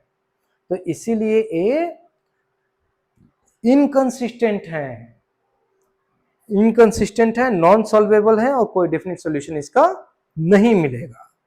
अब देखिए ये तो हम ग्राफिकली ये सब समझ गए। अगर हमको सिर्फ इक्वेशन देख करके अगर ये चीज समझ जानी होती तो मैं कैसे समझता? ग्राफिकल अंडरस्टैंडिंग बहुत जरूरी है, इससे आप चीजों को विजुअलाइज करते हो, विजुअल फॉर्म में आप समझते हो कि चीजें हो क्या रही है।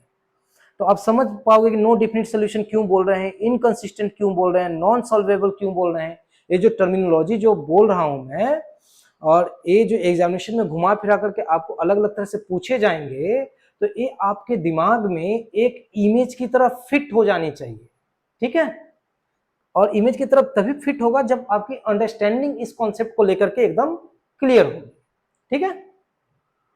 तो चलिए अब आते हैं शर्मा जी वर्मा जी की कहानियों से कुछ सीखते हैं। देखिए यहाँ पे फिर वही हम करेंगे। यहाँ पे हमने देखा a1/a2 equal to 5/10 that's equal to 1/2। ये है b1/b2 equals to 2/4 1/2। c1/c2 equal to -100 by -180। this 2 5 10 दोनों 18 minus minus plus equal to 5/9। देखिए ये रेशियो निकालने पे हमको इस तरह से वैल्यू आते हैं। तो इसका मतलब here a1/a2 is equal to b1/b2 but not equal to c1/c2। If this is the case, then non-solvable, inconsistent, non solvable and inconsistent. अब जब नॉन सॉल्वेबल है तो डिफिनिट या इनडिफिनिट सॉल्यूशन की बात ही नहीं आती है। तो अगर इस तरह से कंडीशंस आते हैं तो ये नॉन सॉल्वेबल और इनकंसिस्टेंट है, ठीक है। तो चलिए सिर्फ इक्वेशन देख करके हम समझ जाएंगे कि उनको सॉल्व किया जा सकता है कि नहीं किया जा सकता है, और अगर किया जा सकता है तो सॉल्यूशन डिफिनिट निकलेगा या इनफाइनाइट निकलेगा, और अगर नहीं किया जा सकता है तो नॉन सॉल्वेबल इनकंसिस्टेंट है, तो हम ट्राई ही नहीं करेंगे सॉल्व करने का, ठीक है। ओके देखते हैं टाइम कितना हुआ।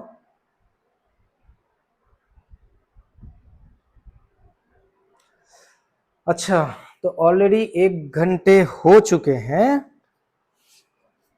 और हम लोग ने बहुत अच्छे से बेसिक्स को कवर किया। चलिए आप लोग एक बार देख लीजिए, एक बार फिर मैं इसको इरेज करता हूं और अब चलेंगे हम मेन कोर्स की तरफ। ये एक तरह से इस चैप्टर का ब्रेकफास्ट था।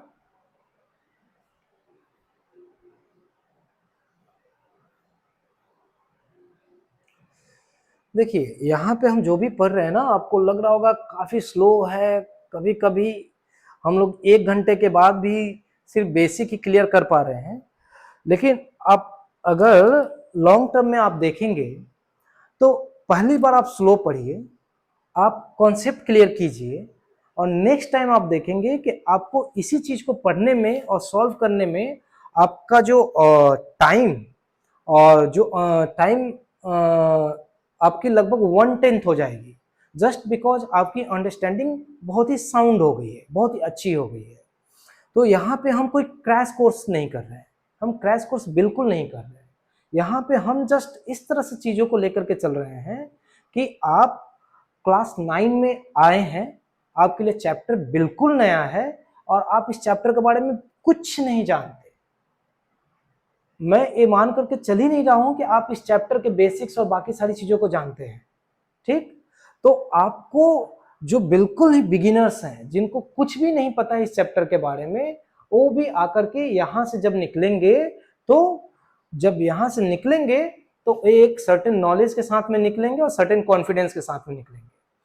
तो आप साथ में बने रहिए, और कभी आपको लगता है कि ये सारी चीजें आप जानते हैं तो आप फास्ट फॉरवर्ड कर सकते हैं, लेकिन मेरा रिकमेंडेशन यही रहेगा कि आप फिर भी आप साथ में बने रहिए, तो आपको जरूर कुछ ना कुछ सीखने को मिलेगा। अच्छा, अब आ गया कि मान लीजिए कि हमने सारे चेक कर लिए प्रॉस एंड कॉन्स, अब तो भाई प्रॉब्लम हमें सॉल्व भी तो करनी है, सॉल्व करेंगे। पहला मेथड क्या है? Graphical method. ये मेथड हमने आज की क्लास में भी सीख लिया, और इसके पीछे के क्लासेस जो है coordinates and Cartesian coordinates and graph वाला चैप्टर, और इसके बाद में उस चैप्टर में भी इस मेथड को हमने अच्छे से समझा है और प्रॉब्लम सॉल्व किए हैं। तो ठीक है, यानी कि इस पे हम और ज़्यादा टाइम नहीं देंगे। दूसरा आता है सब्स्टिट्यूशन मेथड, तीसरा आता है एलिमिनेशन मेथड, चौथा आता है कंपैरिजन मेथड, और पांचवा आता है क्रॉस मल्टीप्लिकेशन मेथड। अब देखिए, कहने के लिए तो हर मेथड के लिए आपको बुक में एक एक चैप्टर दिया हुआ है और प्रैक्टिस प्रॉब्लम्स दिए हुए हैं। इसमें क्या है कि एक्स और वाई की वैल्यू आपको निकालनी है, एक्स और वाई की वैल्यू निकालनी है, लेकिन बस उसके तरीके अलग अलग हैं। जैसे हमने ग्राफिकल मेथड से निकाला विजुअलाइजेशन करके, जो अभी कर रहे थे। इसके बाद में आपको जब एग्जामिनेशन में आप जाओगे तो वहां पे सिर्फ एक्स और वाई की वैल्यू निकालने के लिए आपसे नहीं बोलेगा, वहां पे पर्टिकुलरली मेथड को मेंशन कर दिया जाएगा कि solve it by substitution method, solve it by elimination method, solve it by comparison method या क्रॉस मल्टीप्लिकेशन मेथड। तो यहाँ पे ईच एंड एवरी मेथड के बेसिक प्रिंसिपल्स बस 2 लाइन के हैं, बस 2 लाइन के हैं, कुछ भी हटके नहीं है। इसमें कोई मेथड आपको आसान लगेगा, कोई थोड़ा डिफिकल्ट लगेगा, जस्ट इसलिए क्योंकि आपने किस मेथड पे कितनी प्रैक्टिस की है, ठीक। तो प्रैक्टिस आपको भरपूर करनी है। मैथमेटिक्स का मतलब प्रैक्टिस ही होता है, जितनी प्रैक्टिस आप करेंगे ये सब्जेक्ट आपके उतने ही कंट्रोल में आएगा। सब्स्टिट्यूशन मेथड क्या होता है, चलिए एक प्रॉब्लम लेते हैं और उसके थ्रू आपको समझा देते हैं सब्स्टिट्यूशन मेथड क्या होता है, तो थोड़ा आसान रहेगा।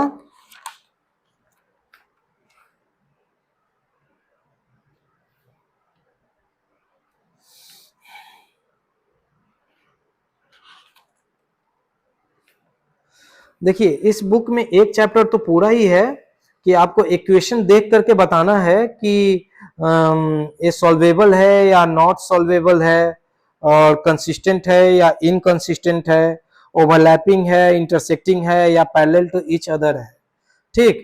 तो ये जो भी हमने कॉन्सेप्ट पढ़ा उसके हिसाब से भाई आपको सॉल्व करने हैं।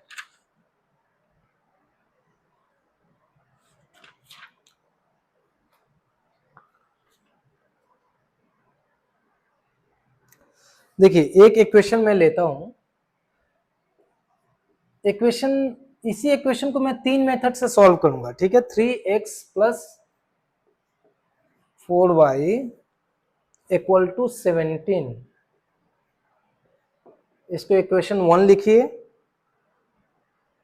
4x - 3y = 6, ठीक है। अब ये जो है, देखो, सबसे पहले तो हमने जो अपना प्रिंसिपल डिसाइड किया था कि हम जो सारे जो कंपोनेंट्स है उसको एक साइड लेकर चले आएंगे, हम एक सर्टेन स्टैंडर्ड फॉर्मूला में चल रहे हैं, उसी में चलेंगे और उसी में सबको सॉल्व करेंगे, ठीक है। चलो, तो सबसे पहले इसको हम थोड़ा और एक रीडिफाइन कर लेते हैं। 3x + 4y - 17 = 0, 4x minus 3y minus 6 equal to 0। ठीक, तो ये जो दो इक्वेशंस है ना, इसको यहाँ पे लिख देंगे दैट इज दिस, एंड इसको इक्वेशन 1 की, इसको इक्वेशन 2 की। अब इसको मुझे सॉल्व करना है solving by method of substitution. Let us solve by method of substitution. देखो, सब्स्टिट्यूशन के मेथड से सॉल्व करते हैं। इसका जो वर्ड है ना, इसी वर्ड में सब कुछ है और उससे ज्यादा और कुछ है भी नहीं। वर्ड क्या है? सब्स्टिट्यूशन, यानी एक को सब्स्टिट्यूट कर दो दूसरे से। ठीक है, एक को दूसरे से सब्स्टिट्यूट कर दो और इस तरह से आप सॉल्व करके दिखाओ। तो इसको कैसे सब्स्टिट्यूट करते हैं? देखो, आप क्या करते हैं इसमें, इस तरह के प्रॉब्लम में हम क्या करते हैं कि यहां पे मान लो कि फ्रॉम इक्वेशन 1 लिखेंगे, फ्रॉम इक्वेशन 1 यहाँ पे 3x plus 4y minus 17 equal to 0। अब यहाँ पे बस x की वैल्यू आप निकालो, तो और 3x इक्वल टू हो जाएगा 17 माइनस 4y, और x इक्वल टू हो जाएगा 17 माइनस 4y बाई 3। ठीक, इसको आप इक्वेशन 3 भी बोल सकते हो, लिख लेना। अब यहां पे आप एक लाइन लिखोगे, now substituting the value of x in equation 2 we get देखो, बस यही करना है, इसमें और कुछ है ही नहीं।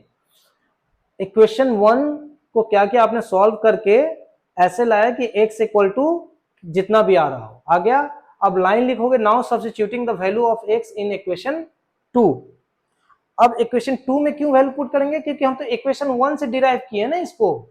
तो इसको हम ये तो जानते हैं कि ये साइमल्टेनियस और कंसिस्टेंट इक्वेशन है, तो x की जो भी वैल्यू आ रही है वो वैल्यू इसमें मैं इनपुट करूंगा तो इतना इक्वल टू 0 आना चाहिए, सेटिस्फाई करेगा क्योंकि कंसिस्टेंट है। ठीक, तो अब क्या करो, x की जगह पे a वाली वैल्यू रख दो, तो वैल्यू क्या हो जाएगी, 4 इंटू x की वैल्यू क्या है, 17 minus 4y by 3 minus 3y minus 6 equal to 0। अब बस क्या करना है, अब आपको धीरे धीरे इसको सॉल्व करते हुए चले जाना है। सॉल्व क्या करना है, मतलब मल्टीप्लाई करते हुए आप चले जाओ। क्या कर सकते हो आप, ऊपर में 17 और ये 4 में मल्टीप्लाई हो जाएगा, 68 माइनस 16y बाई 3, और इधर ये क्या हो जाएगा, ये 3y प्लस 6 हो जाएगा। अब ये जो 3 है उधर क्रॉस मल्टीप्लीकेशन हो जाएगा,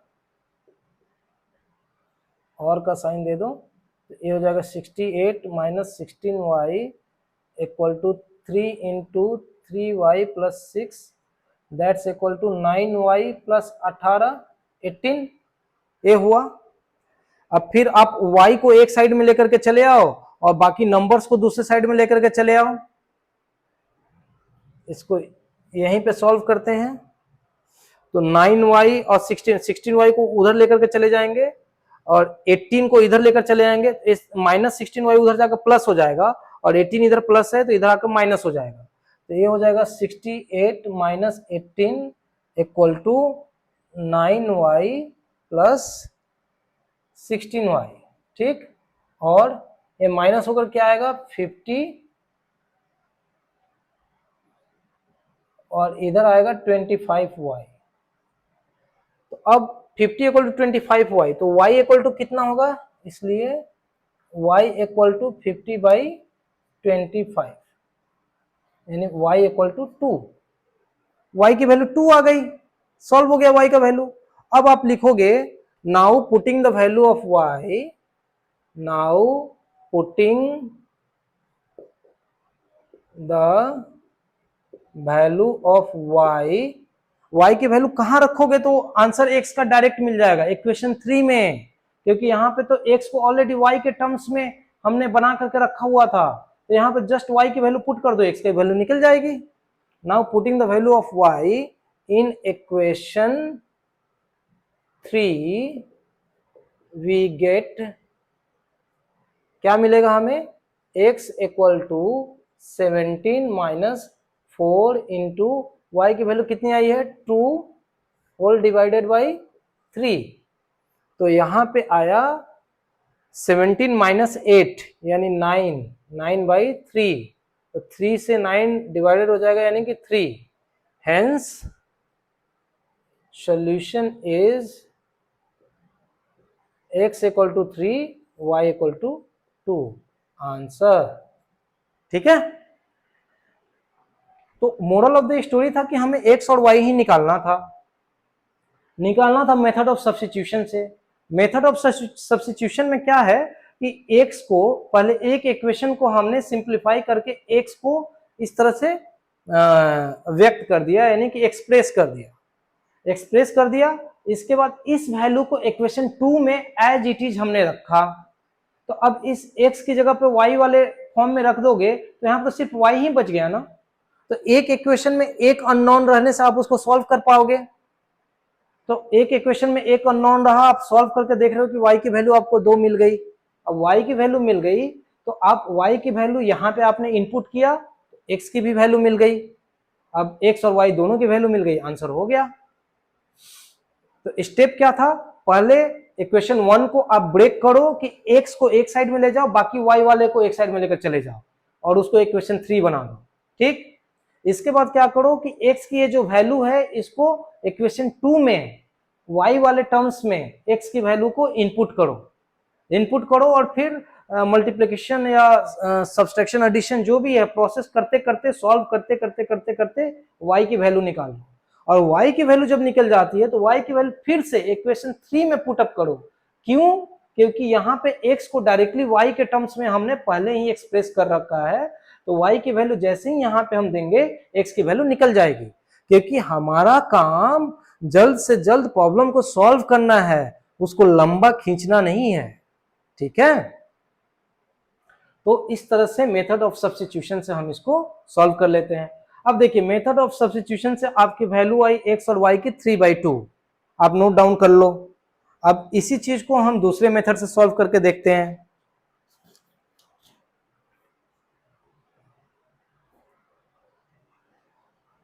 मेथड ऑफ सब्स्टिट्यूशन हो गया,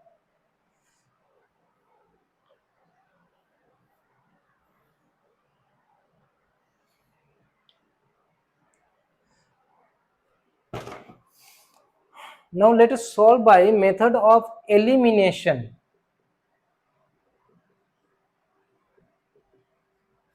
ठीक,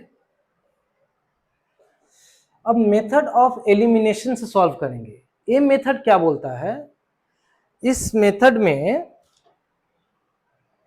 आपको पहले ही टेक में एक या दो स्टेप में या तो x वाले टर्म या y वाले टर्म आपको गायब कर देने, यानी उड़ा देने।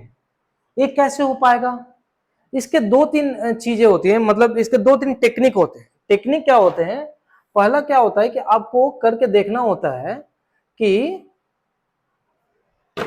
आपको जिस वे में थिंकिंग रखनी होगी, आपको देखना होगा कि अच्छा अगर मैं इन दोनों इक्वेशन को अगर ऐड कर देता तो क्या ऐसा होता कि y वाला टर्म्स गायब हो जाता का मतलब कैंसिल आउट हो जाता। कब कैंसिल आउट होता, अगर यहाँ पे 4y प्लस में है और यहाँ पे -4y है, तो दोनों को ऐड करने से क्या होता, ये प्लस और -4y वाला पोर्शन कैंसिल आउट हो जाता, सिर्फ बच जाता क्या, x वाले टर्म्स और ये वाले टर्म्स, तो वहां से x को सॉल्व कर लेते हैं। सिमिलर चीज हम x पे भी देख लेते हैं, लेकिन नहीं हो रहा है, तो दूसरा क्या सोचेंगे कि अच्छा ऐसा होगा क्या कि इस इक्वेशन से इस इक्वेशन को मैं माइनस कर दूं तो क्या कोई टर्म कैंसिल हो जाएगा, नहीं कैंसिल हो रहा। 3x से 4x माइनस होगा तो -x आ जाएगा, और 4y से 3y माइनस होगा तो 7y आ जाएगा, और ये तो खैर जो आना है सो आएगा ही, तो नहीं हो रहा है। तो यानी कि प्लस या माइनस करने से मेरा कोई चीज एलिमिनेट नहीं हो रहा है। एलिमिनेट का मतलब x और y में से कोई भी एक जो टर्म है, या तो x वाला टर्म या y वाला टर्म पूरा खत्म हो जाएगा नेक्स्ट स्टेप में, तो नहीं हो रहा है।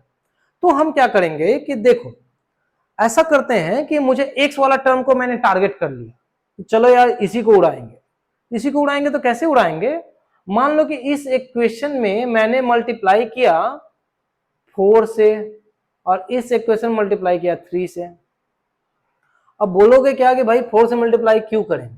देखो भाई, ये जो इक्वेशन है अपने आप में इंडिपेंडेंट है, यानी कि अगर इतना का वैल्यू 0 है तो ये टोटल में अगर मैं 4 से भी मल्टीप्लाई कर दूं और इधर भी 4 से मल्टीप्लाई कर दूं तो ये दोनों ही वैल्यू सेम आना चाहिए, क्योंकि इधर भी 4 से मल्टीप्लाई करूं इधर भी 4 से मल्टीप्लाई करूं तो कोई दिक्कत तो नहीं होनी चाहिए ना, या 4 से डिवाइड करूं दोनों तरफ तो भी कोई दिक्कत नहीं होनी चाहिए।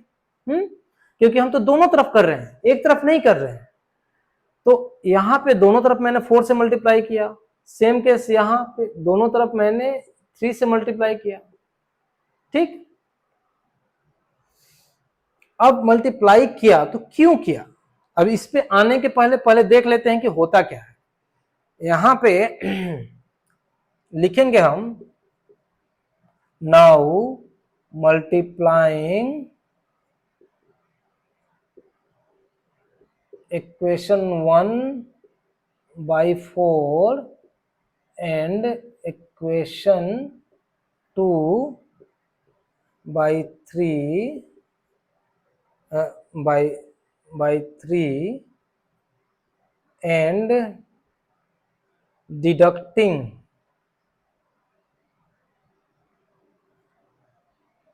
equation 2 from 1 we get।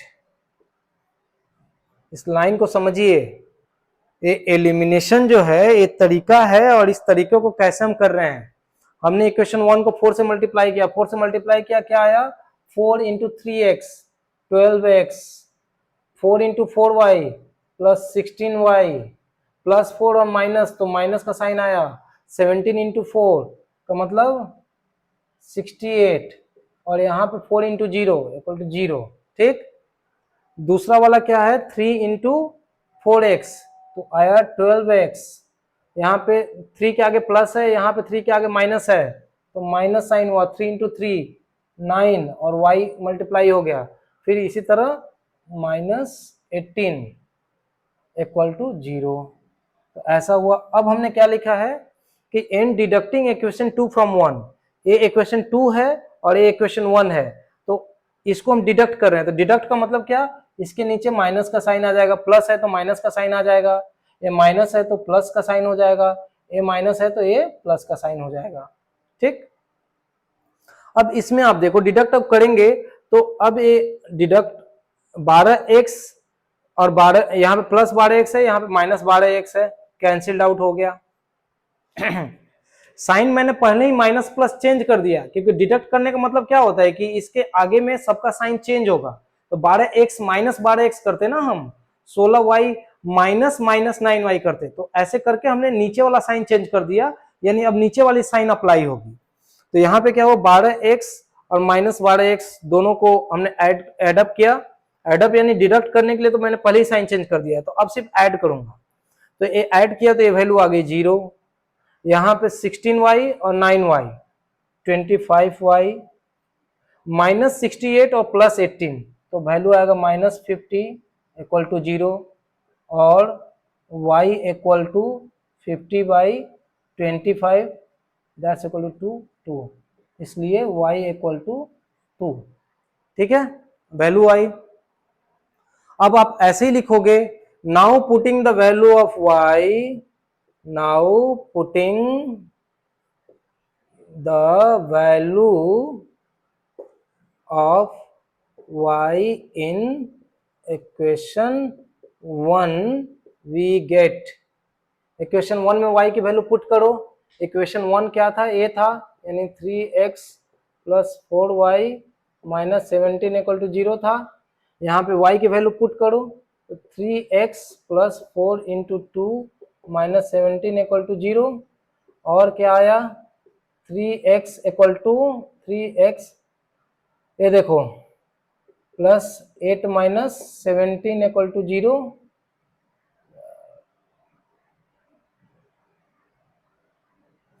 और x इक्वल टू देखो 8 और माइनस 17 तो माइनस 9 आएगा, माइनस 9 उधर जाकर के प्लस 9 हो जाएगा। और x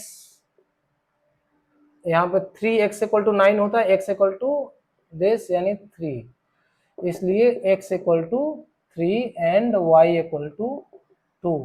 this is the answer.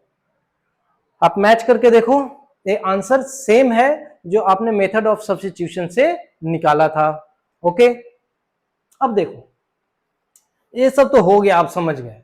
यहाँ पे जो समझने वाली जो एक चीज जो मिस हो गई, जो हम लोग अभी तक एक्सप्लेन नहीं किए, भाई इसमें 4 से मल्टीप्लाई क्यों किया, यहाँ पे 3 से मल्टीप्लाई क्यों किया, मुझे कैसे पता लगेगा कि किससे मल्टीप्लाई करना है। बिल्कुल, हमारा चूंकि आइडिया ये है कि चूंकि एक में से दूसरे को या तो ऐड करें तो एक्स एक्स या वाई वाई वाला कोई टर्म आउट हो जाए यानी 0 हो जाए, या अगर एक में से दूसरे को सब्सट्रैक्ट करें तो हमारा वैल्यू x या y वाला टर्म 0 हो जाए। हम बिना कोई मल्टीप्लिकेशन के हम करके देख रहे थे, तो देख रहे थे यार 3x और 4x ये दोनों को ऐड करते तो ये 7x हो जाएगा, और यहाँ पे 4 और यहाँ पे y हो जाएगा, और इस तरह तो एक नया इक्वेशन बन जाएगा। फायदा तो मुझे कुछ नहीं हुआ, मुझे तो ऐसा चाहिए कि भाई सिंगल अननोन वाला इक्वेशन बनना चाहिए। फिर अगर दोनों को आपस में सिंपली माइनस करते हैं तो भी ये आ जाएगा, माइनस एक्स आ जाएगा और प्लस 7y आ जाएगा, यानी ये भी एक्स वाई दोनों ही रह जाएंगे, तो भी मेरा कोई सॉल्यूशन नहीं निकलेगा। तो मैंने क्या किया, मैंने टारगेट किया कि भाई x को उड़ा देना है।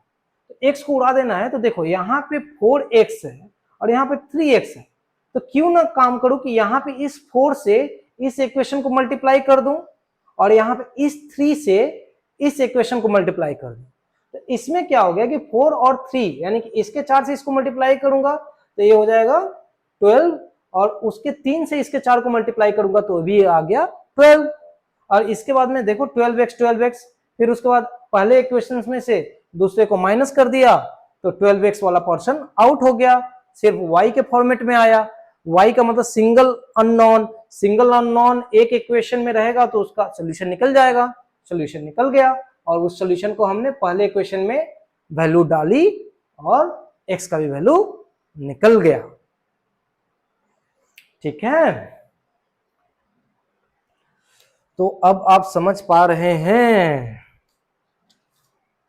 कि कैसे इस चीज को हम दूसरे मेथड से भी सॉल्व करेंगे तो वैल्यू हमारा आंसर वही आएगा। चलिए अब तीसरे मेथड से भी सॉल्व करके देखते हैं।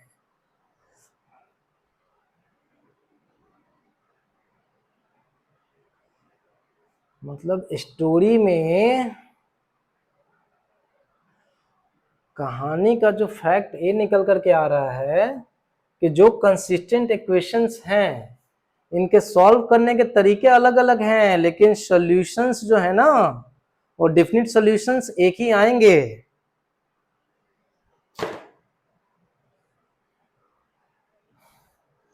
यानी कोई फर्क नहीं पड़ता कि आप आम के पेड़ को मैंगो बोलते रहो या संस्कृत में आम्र बोलते रहो, भाई फल तो आम ही रहेगा। ठीक है, आप चाहे जिस रास्ते से भी जाओ पहुंचोगे वहीं पे। अब चलो दो मेथड से सॉल्व कर लिया, तीसरा आता है कंपैरिजन मेथड। तो let us solve by method of comparison. अच्छा इसको थोड़ा ऊपर लिख लेते हैं, जगह नहीं मिल रहा है। 3x plus 4y minus 17 equal to 0, 4x minus 3y minus 6 equal to 0। आप ये आंसर याद रखो, आंसर आनी है x3 y equal to 2।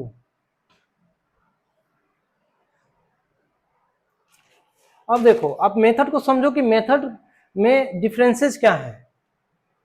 Bye comparison method,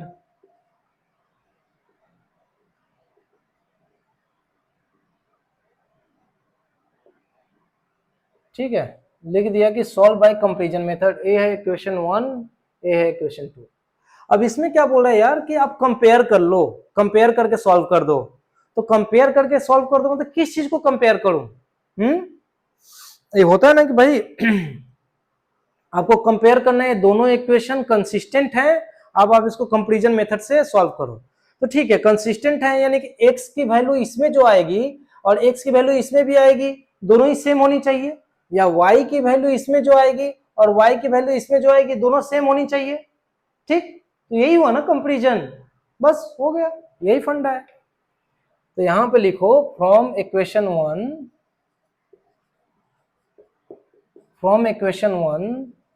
3x plus 4y minus 17 equal to 0।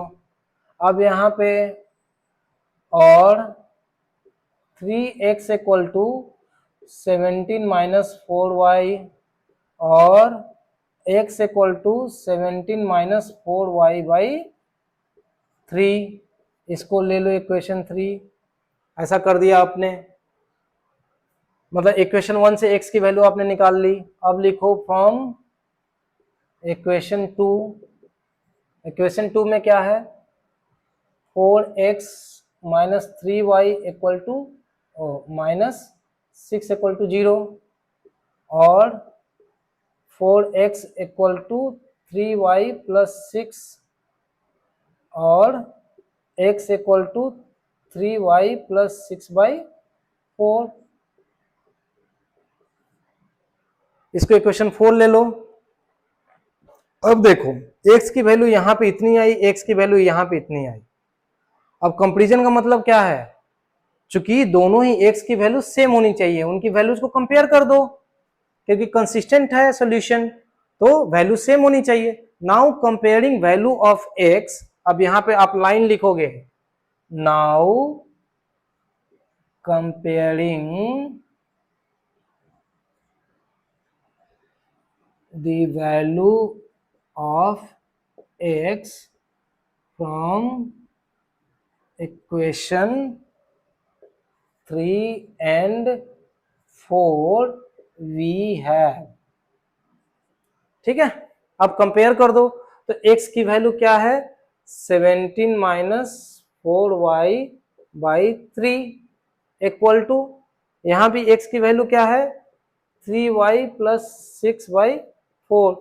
ये दोनों इक्वल होने चाहिए। अब इक्वल होने चाहिए, देखिए आइडिया क्या था मेथड ऑफ सब्स्टिट्यूशन में हम सिंगल अननोन के टर्म्स में इक्वेशंस को ला रहे थे, मेथड ऑफ एलिमिनेशन में भी हमने कोशिश किया कि सिंगल अननोन का टर्म्स में लेकर के आ जाए, यानी x गायब हो जाए y सिर्फ आ जाए। यहाँ पे मेथड ऑफ कंपैरिजन में भी देखो x की वैल्यू यहाँ पे इतनी निकाली, x की वैल्यू यहाँ पे इतनी निकाली दोनों इक्वेशन से। अब क्या किया, चूंकि ये दोनों ही वैल्यू सेम होनी चाहिए, क्योंकि भाई ये तो एक ही कंसिस्टेंट इक्वेशंस के सॉल्यूशंस हैं, तो क्या हुआ दोनों की वैल्यूज को हमने इक्वल कर दिया, यानी अब यहाँ पे सिर्फ y के वैल्यूज आ गए। अब आप देखो सॉल्व करके y की वैल्यू निकल जाएगी कितनी आसानी से। करो क्रॉस मल्टीप्लीकेशन करो, इसको इधर मल्टीप्लाई हो जाएगा, ये इधर मल्टीप्लाई हो जाएगा, तो आ जाएगा 4 into 17 minus 4y that's equal to 3 into 3y plus 6 और 68 minus 16y equal to 9y plus 18 और 68 minus 18 equal to 9y plus 16y और 50 इक्वल टू 25y और 25y इक्वल टू 50 और y equal to 50 by 25। Solve करो that's equal to, इसलिए y equal to 2। देखो solve करके value आया y equal to 2, y की वैल्यू आ गई। अब क्या लिखोगे, now putting the value of y in equation 3। देख लो स्टेप वाइज, ये चीजें यहां से यहां पे आई थी, ठीक है, y की वैल्यू 2 आ गई। अब देखो यार, अब इसको थोड़ा डिलीट कर रहा हूं,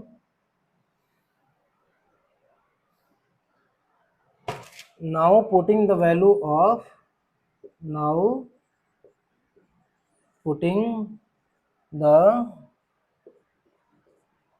वैल्यू ऑफ y इन, इस इक्वेशन में भी रखोगे 3 में या 4 में, किसी में भी रखोगे x की वैल्यू सेम आएगी।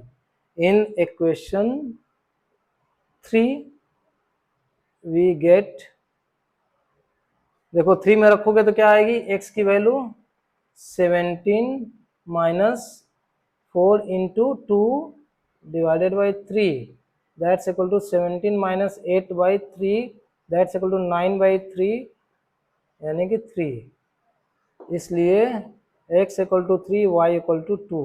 आंसर देखो यही है। ओके, अब आप सोच रहे होगे यार ये तो इक्वेशन 3 में रखा, शायद अगर इक्वेशन 4 में रख देता तो वैल्यू कुछ चेंज हो जाती। चलो भाई, आपकी ये भी जिज्ञासा हम लोग शांत कर लें। अच्छा, अब इसको डिलीट कर लेता हूं, देख लो एक बार।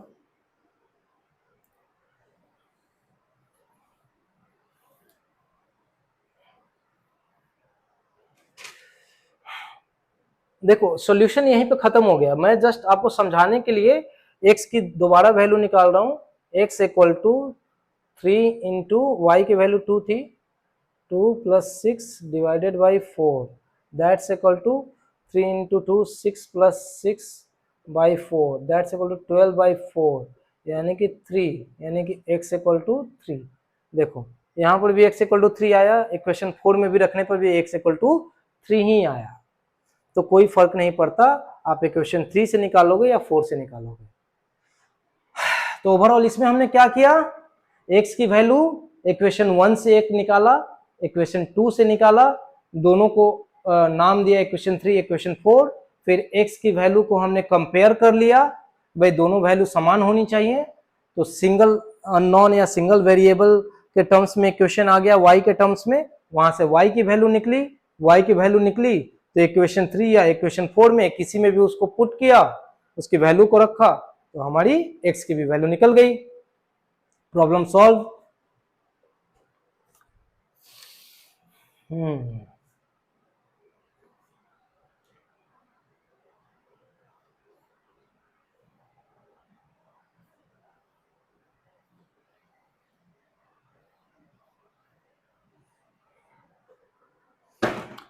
अब आ रहा है मेथड ऑफ क्रॉस मल्टीप्लिकेशन। ठीक है, चलिए इसको सॉल्व करते हैं। Solve by method of cross multiplication. ठीक है, अब देखो यहां तक हम लोग आसानी से आ गए,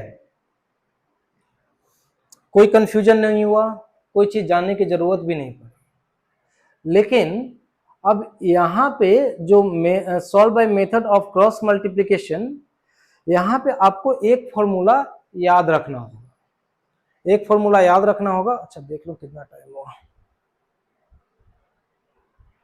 1 आवर 38 मिनट्स। चलिए तो इस मेथड ऑफ क्रॉस मल्टीप्लिकेशन के साथ में इस चैप्टर को हम क्लोज करेंगे, और नेक्स्ट जो सेशन होगा उसमें सिर्फ प्रॉब्लम सॉल्व करेंगे। इन जो जितने भी मेथड्स हैं उससे रिलेटेड जितने वैरायटीज के प्रॉब्लम आते हैं, पूरा का पूरा फोकस पूरा सिर्फ प्रॉब्लम सॉल्विंग पे रहेगी। ठीक है, तो ये लास्ट कॉन्सेप्ट है हमारा मेथड ऑफ क्रॉस मल्टीप्लिकेशन। इसके लिए क्या है कि ये कहना चाहता है कि भाई एक फॉर्मूला आपको सेट ऑफ रूल्स दे दिया है, आप उसको फॉलो करो, आपको बाकी चीजों में नहीं जाना है, आप उसको जस्ट फॉलो करोगे, आपके आंसर्स आ जाएंगे। ये क्या बोलता है फॉलो करने के लिए, जैसे अगर इस क्वेश्चन को मैं अगर दूसरी तरह से बोलूं कि दो इक्वेशन है हमारे, a1x b1y plus c1 equal to 0, a2x plus b2y plus c2 equal to 0, यानी कि अगर ये दो इक्वेशंस हैं तो इस मेथड का कहना ये है कि आप इसको याद रखो कि x डिवाइडेड बाई और y divided by equal to 1 divided by, यानी ये जो रेशियो आने वाले हैं ये रेशियो आपस में कांस्टेंट रहेंगे। अब कौन से रेशियो हैं भाई? ये होगा x है ना, तो B1C2 माइनस B2C1, ठीक है। इसके बाद में है C1A2 माइनस C2A1, ठीक है। इसके बाद में है A1B2 माइनस A2B1, यानी ये जो इक्वेशन है वैलिड होगा। अब इसमें देखो, चूंकि ABC या A1C1 A1B1C1 और A2B2C2 ये डेफिनिट वैल्यूज हैं, यानी कांस्टेंट्स हैं, तो इनका जो सॉल्व करोगे तो इनकी कुछ वैल्यू निकल जाएगी, इसकी भी कुछ वैल्यू निकल जाएगी, इसकी भी कुछ वैल्यू निकल जाएगी। तो अब देखो y by this equal to इतना है, तो y का वैल्यू कितना हो जाएगा? y equal to a just आकर इसके साथ क्रॉस मल्टीप्लाई हो जाएगा, y की वैल्यू आसानी से निकल गई। x की वैल्यू क्या हो जाएगी? x की वैल्यू इसके साथ मल्टीप्लाई हो जाएगी, यानी यहां पे हो जाएगा x इक्वल टू, मतलब दिस, आप भूल जाओ थोड़ी देर के लिए, इसको भूल जाओ, तो x इक्वल टू उतना के बराबर है। तो अब क्या है कि x की वैल्यू सिर्फ निकालनी है, तो a वाली वैल्यू उधर जाकर क्रॉस मल्टीप्लाई हो जाएगी, तो x इक्वल टू हो जाएगा B1C2 minus B2C1 divided by A1B2 minus A2B1, ठीक। y इक्वल टू क्या हो जाएगा? C1A2 minus C2A1 whole divided by A1B2 minus A2B1, ठीक है। अब देखो आपका ये जो भी वैल्यू आया, अब आप ये तो समझ रहे हो यार वैल्यू तो आ गया, समझ गए, लेकिन इसको याद कैसे रखेंगे? कहने के लिए तो फॉर्मूले हमने लिख दिए, अब फिर अभी इसको तो एक याद करने वाली बात हो गई। थोड़ा सा भी इस फॉर्मूले में अगर कुछ मिस्टेक आएगा तो इसका मतलब है कि प्रॉब्लम गड़बड़ हो जाएगी। तो कैसे याद रखेंगे इसको? कैसे याद रखेंगे? चलिए एक बड़ा आसान सा तरीका इसके लिए हम ढूंढते हैं। आप ये नीचे वाला ये चीज आपको याद रखने की जरूरत नहीं है, बिल्कुल याद रखने की जरूरत नहीं है, इसके चक्कर में आप पढ़िए भी मत, ठीक है। आपको बस ए वाली रेशियो आपको याद रखनी है। अब ए वाली रेशियो याद रखनी है तो इसको भी कैसे याद रखना है? आप ये समझ जाओ कि जब x की बात हो रही है तो x के नीचे में क्या होगा, यानी डिनोमिनेटर में अगर x न्यूमरेटर रखते हैं तो डिनोमिनेटर में क्या होगा।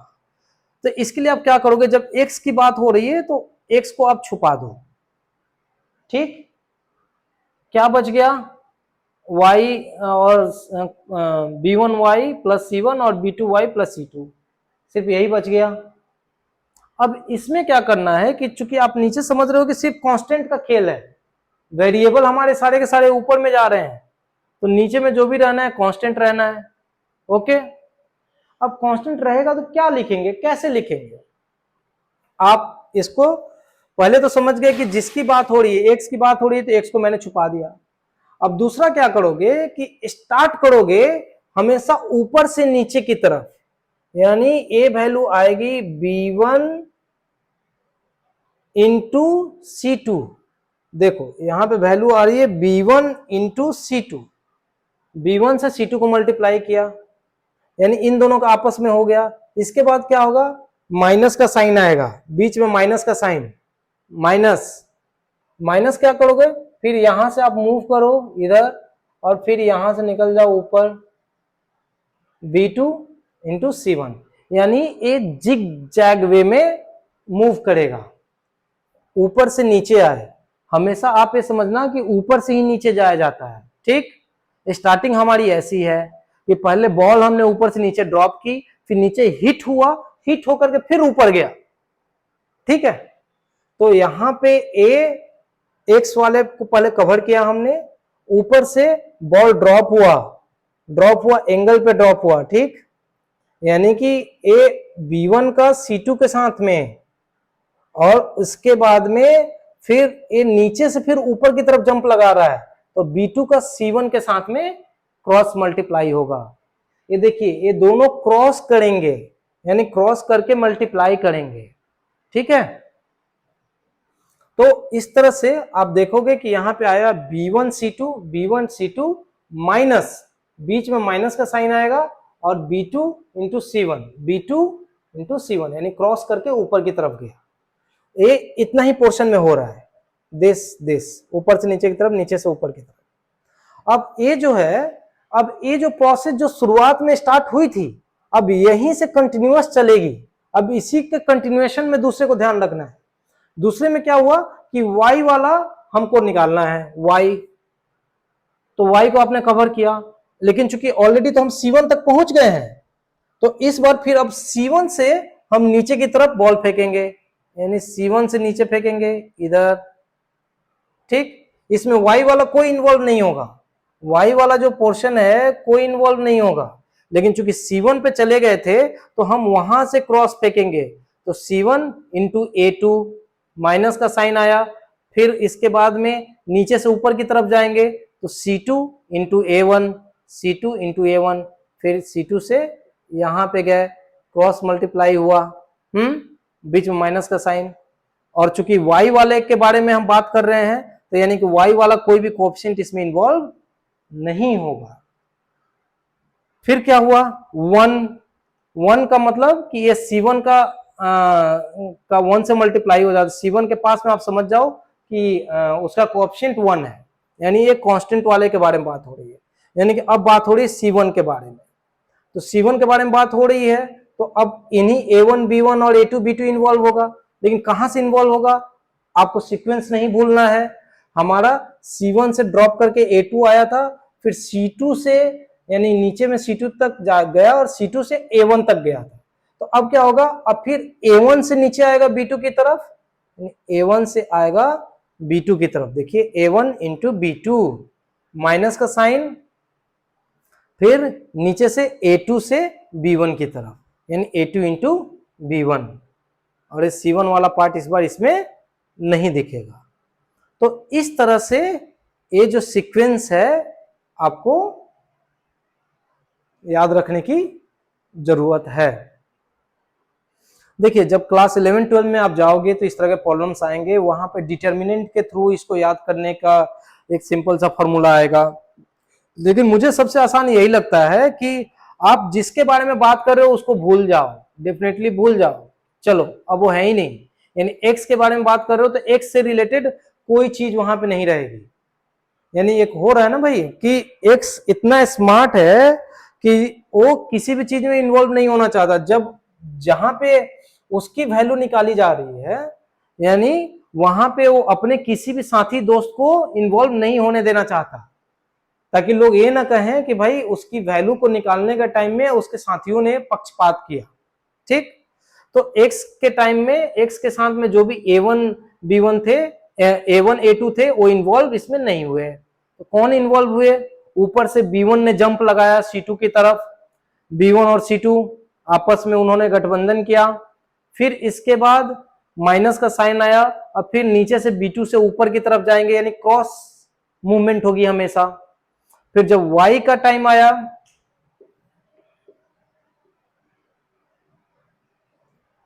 y का टाइम आया तो y ने भी वही काम किया, y गायब हो गया अपने साथियों को लेकर के, तो बचा क्या, A1 A2 और C1 C2। तो y वाले में आपको B1 B2 मिलेंगे ही नहीं, तो अब कहां से होगा, क्योंकि देखिए हर बार क्या है कि हम जंप करके ऊपर तक पहुंच चुके हैं, तो इस बार भी ऊपर से नीचे की तरफ जंप होगा, C1 से A2, तो C1 इंटू A2 और माइनस C2 इंटू A1, ऐसा हुआ। फिर देखिए ऊपर हम पहुंच चुके हैं, ओके। अब आ गया लास्ट वाला कांस्टेंट वाले पार्ट के लिए, तो इसमें C1 बाई गायब हो गया, ए इन्वॉल्व नहीं होना चाहेगा, सेम रीजन की वजह से कि कोई ये ना बोले पक्षपात हो रहा है। अब इस केस में भी चूंकि आप ऑलरेडी ऊपर पहुंच चुके हो, तो ऊपर से क्रॉस जंप मारोगे, A1 इंटू B2 और माइनस नीचे से फिर ऊपर क्रॉस जंप मारोगे A2 इंटू B1। ठीक है, तो यहाँ पे कंप्लीट खतरों के खिलाड़ी वाला स्टंट हो रहा है। तो आप बस इस चीज को विजुअलाइज करो कि ये चीज कैसे हो रही है।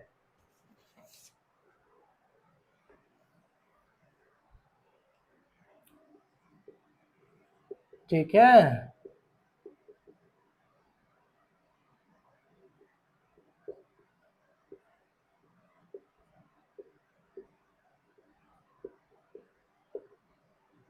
ठीक है। तो अब यहां से आप समझ गए कि ये फॉर्मूला को याद हम कैसे रखेंगे।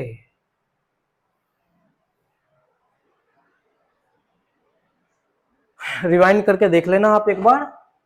अब ये फॉर्मूला हो गया। अब इस फॉर्मूले से मान लो ये मैं सब डिलीट करता हूं। अब आप देखो मुझे जस्ट याद रहेगा और कैसे मैं सॉल्व करके इसका वैल्यू लेकर के आता हूं मैं। ठीक, चलो। From the method of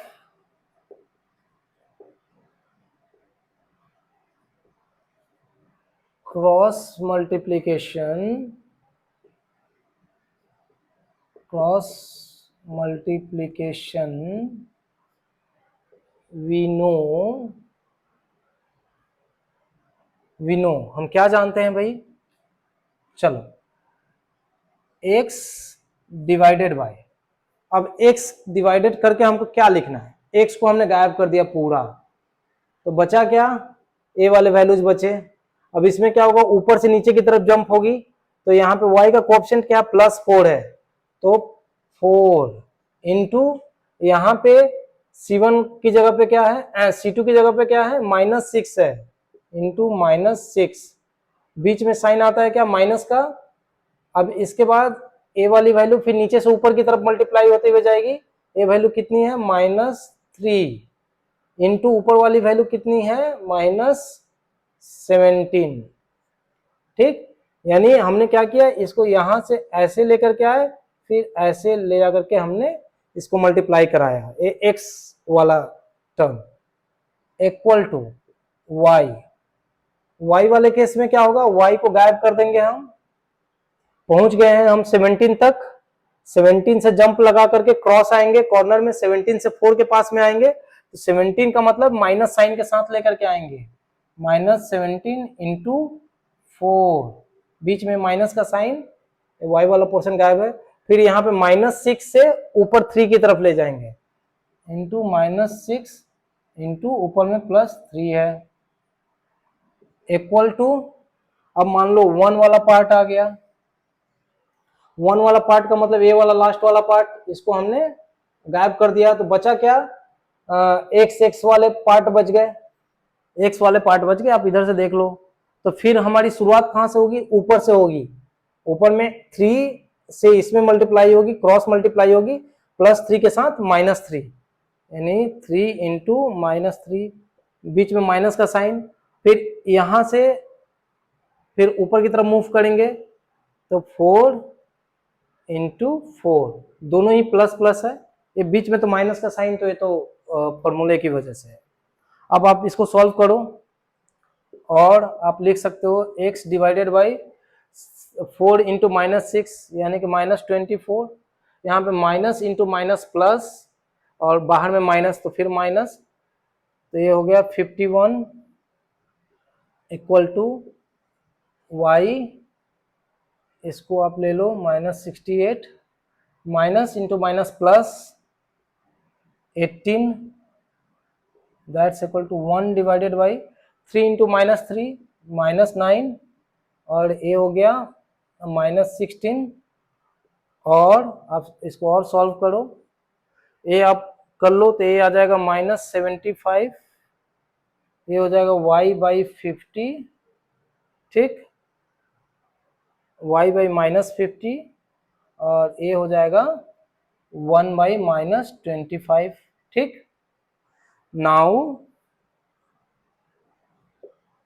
x/-75 equal to 1/-25, ऐसा लिख सकते हो, क्योंकि a इसके बराबर है देश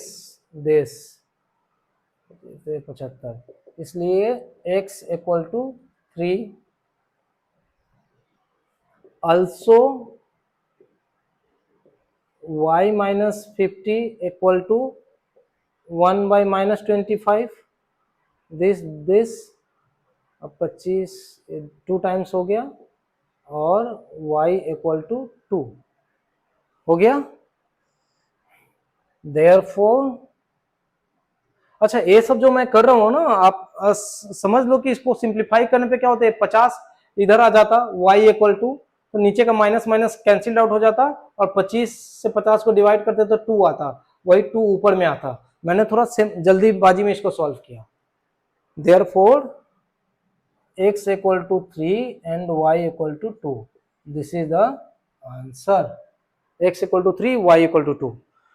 तो देखिए हमने देखा एक ही प्रॉब्लम को method of substitution, method of elimination, method of comparison and method of cross multiplication, सारे मेथड से सॉल्व किया। हमारे वैल्यूज डेफिनिट यानी एक ही वैल्यू आ रहा है। तो इस इंटायर क्लास में आपने देखा साइमल्टेनियस इक्वेशन क्या होते हैं, क्यों होते हैं, उनकी जरूरत हमें क्यों है, और ये सारी चीजें समझने के बाद में हम उससे गिवन इंफॉर्मेशन से यानी रियल लाइफ जो प्रॉब्लम्स होते हैं उनको कैसे साइमल्टेनियस इक्वेशन के टर्म्स में एक्सप्रेस कर पाते हैं। ठीक, ये भी हमने देखा। अब एक्सप्रेस करने के बाद में हम क्या उसको सॉल्व कर पाएंगे, यानी एक्स और वाई का जो सोल्यूशन है वो डेफिनेट सोल्यूशन निकलेगा कि नहीं, ओवरऑल सॉल्यूशन निकलेगा कि नहीं निकलेगा, ये भी हमने कैसे पता करेंगे ये भी सीखा। जो दो इक्वेशंस हैं कंसिस्टेंट हैं कि नहीं ये हमने सीखा। और ये जो सारी चीजें जब हमारी जांच पड़ताल हो गई कि चलो भाई अब इसको हम सॉल्व कर सकते हैं, तो जब सॉल्व कर सकते हैं, पहले तो हुआ कि सॉल्व ही नहीं कर सकते, कहानी वहीं पे चैप्टर क्लोज, तो कोई मेथड ही नहीं है, सॉल्व ही नहीं कर सकते तो मेथड नहीं है। ओके, फिर हुआ कि नहीं सॉल्व कर सकते हैं, इसके सॉल्यूशन डिफिनिट भी हो सकते हैं, इनफाइनाइट भी हो सकते हैं। तो अब जब दोनों ही सिचुएशंस आ गए कि सॉल्यूशन डिफिनिट भी हो सकते हैं, इनफाइनाइट भी हो सकते हैं, तो सॉल्व करने का कुछ तरीका होगा। उस सॉल्व करने के ये 5 तरीके हैं, graphical method, method of substitution, method of elimination, method of comparison and method of cross multiplication. तो यहाँ पे ये सारे पांचों मेथड्स हमने देखे कि किस तरह से साइमल्टेनियस लीनियर इक्वेशंस को इन डिफरेंट मेथड्स की हेल्प से हम सॉल्व कर सकते हैं। तो इंटायर चैप्टर का बेसिक और कॉन्सेप्ट को हमने थ्रूली कवर कर लिया। अब जो चीज बची हुई है कि अब जो डिफरेंट टाइप्स के जो प्रॉब्लम्स हैं उनको सॉल्व करना है, तो ये हम नेक्स्ट क्लासेस में पूरे जोर शोर से इसको सॉल्व करेंगे। तब तक आप इस कॉन्सेप्ट के सहारे अपने टेक्स्ट बुक को लो और खुद प्रॉब्लम सॉल्व करके देखो कि आप कितना आगे तक सॉल्व कर पाते हो।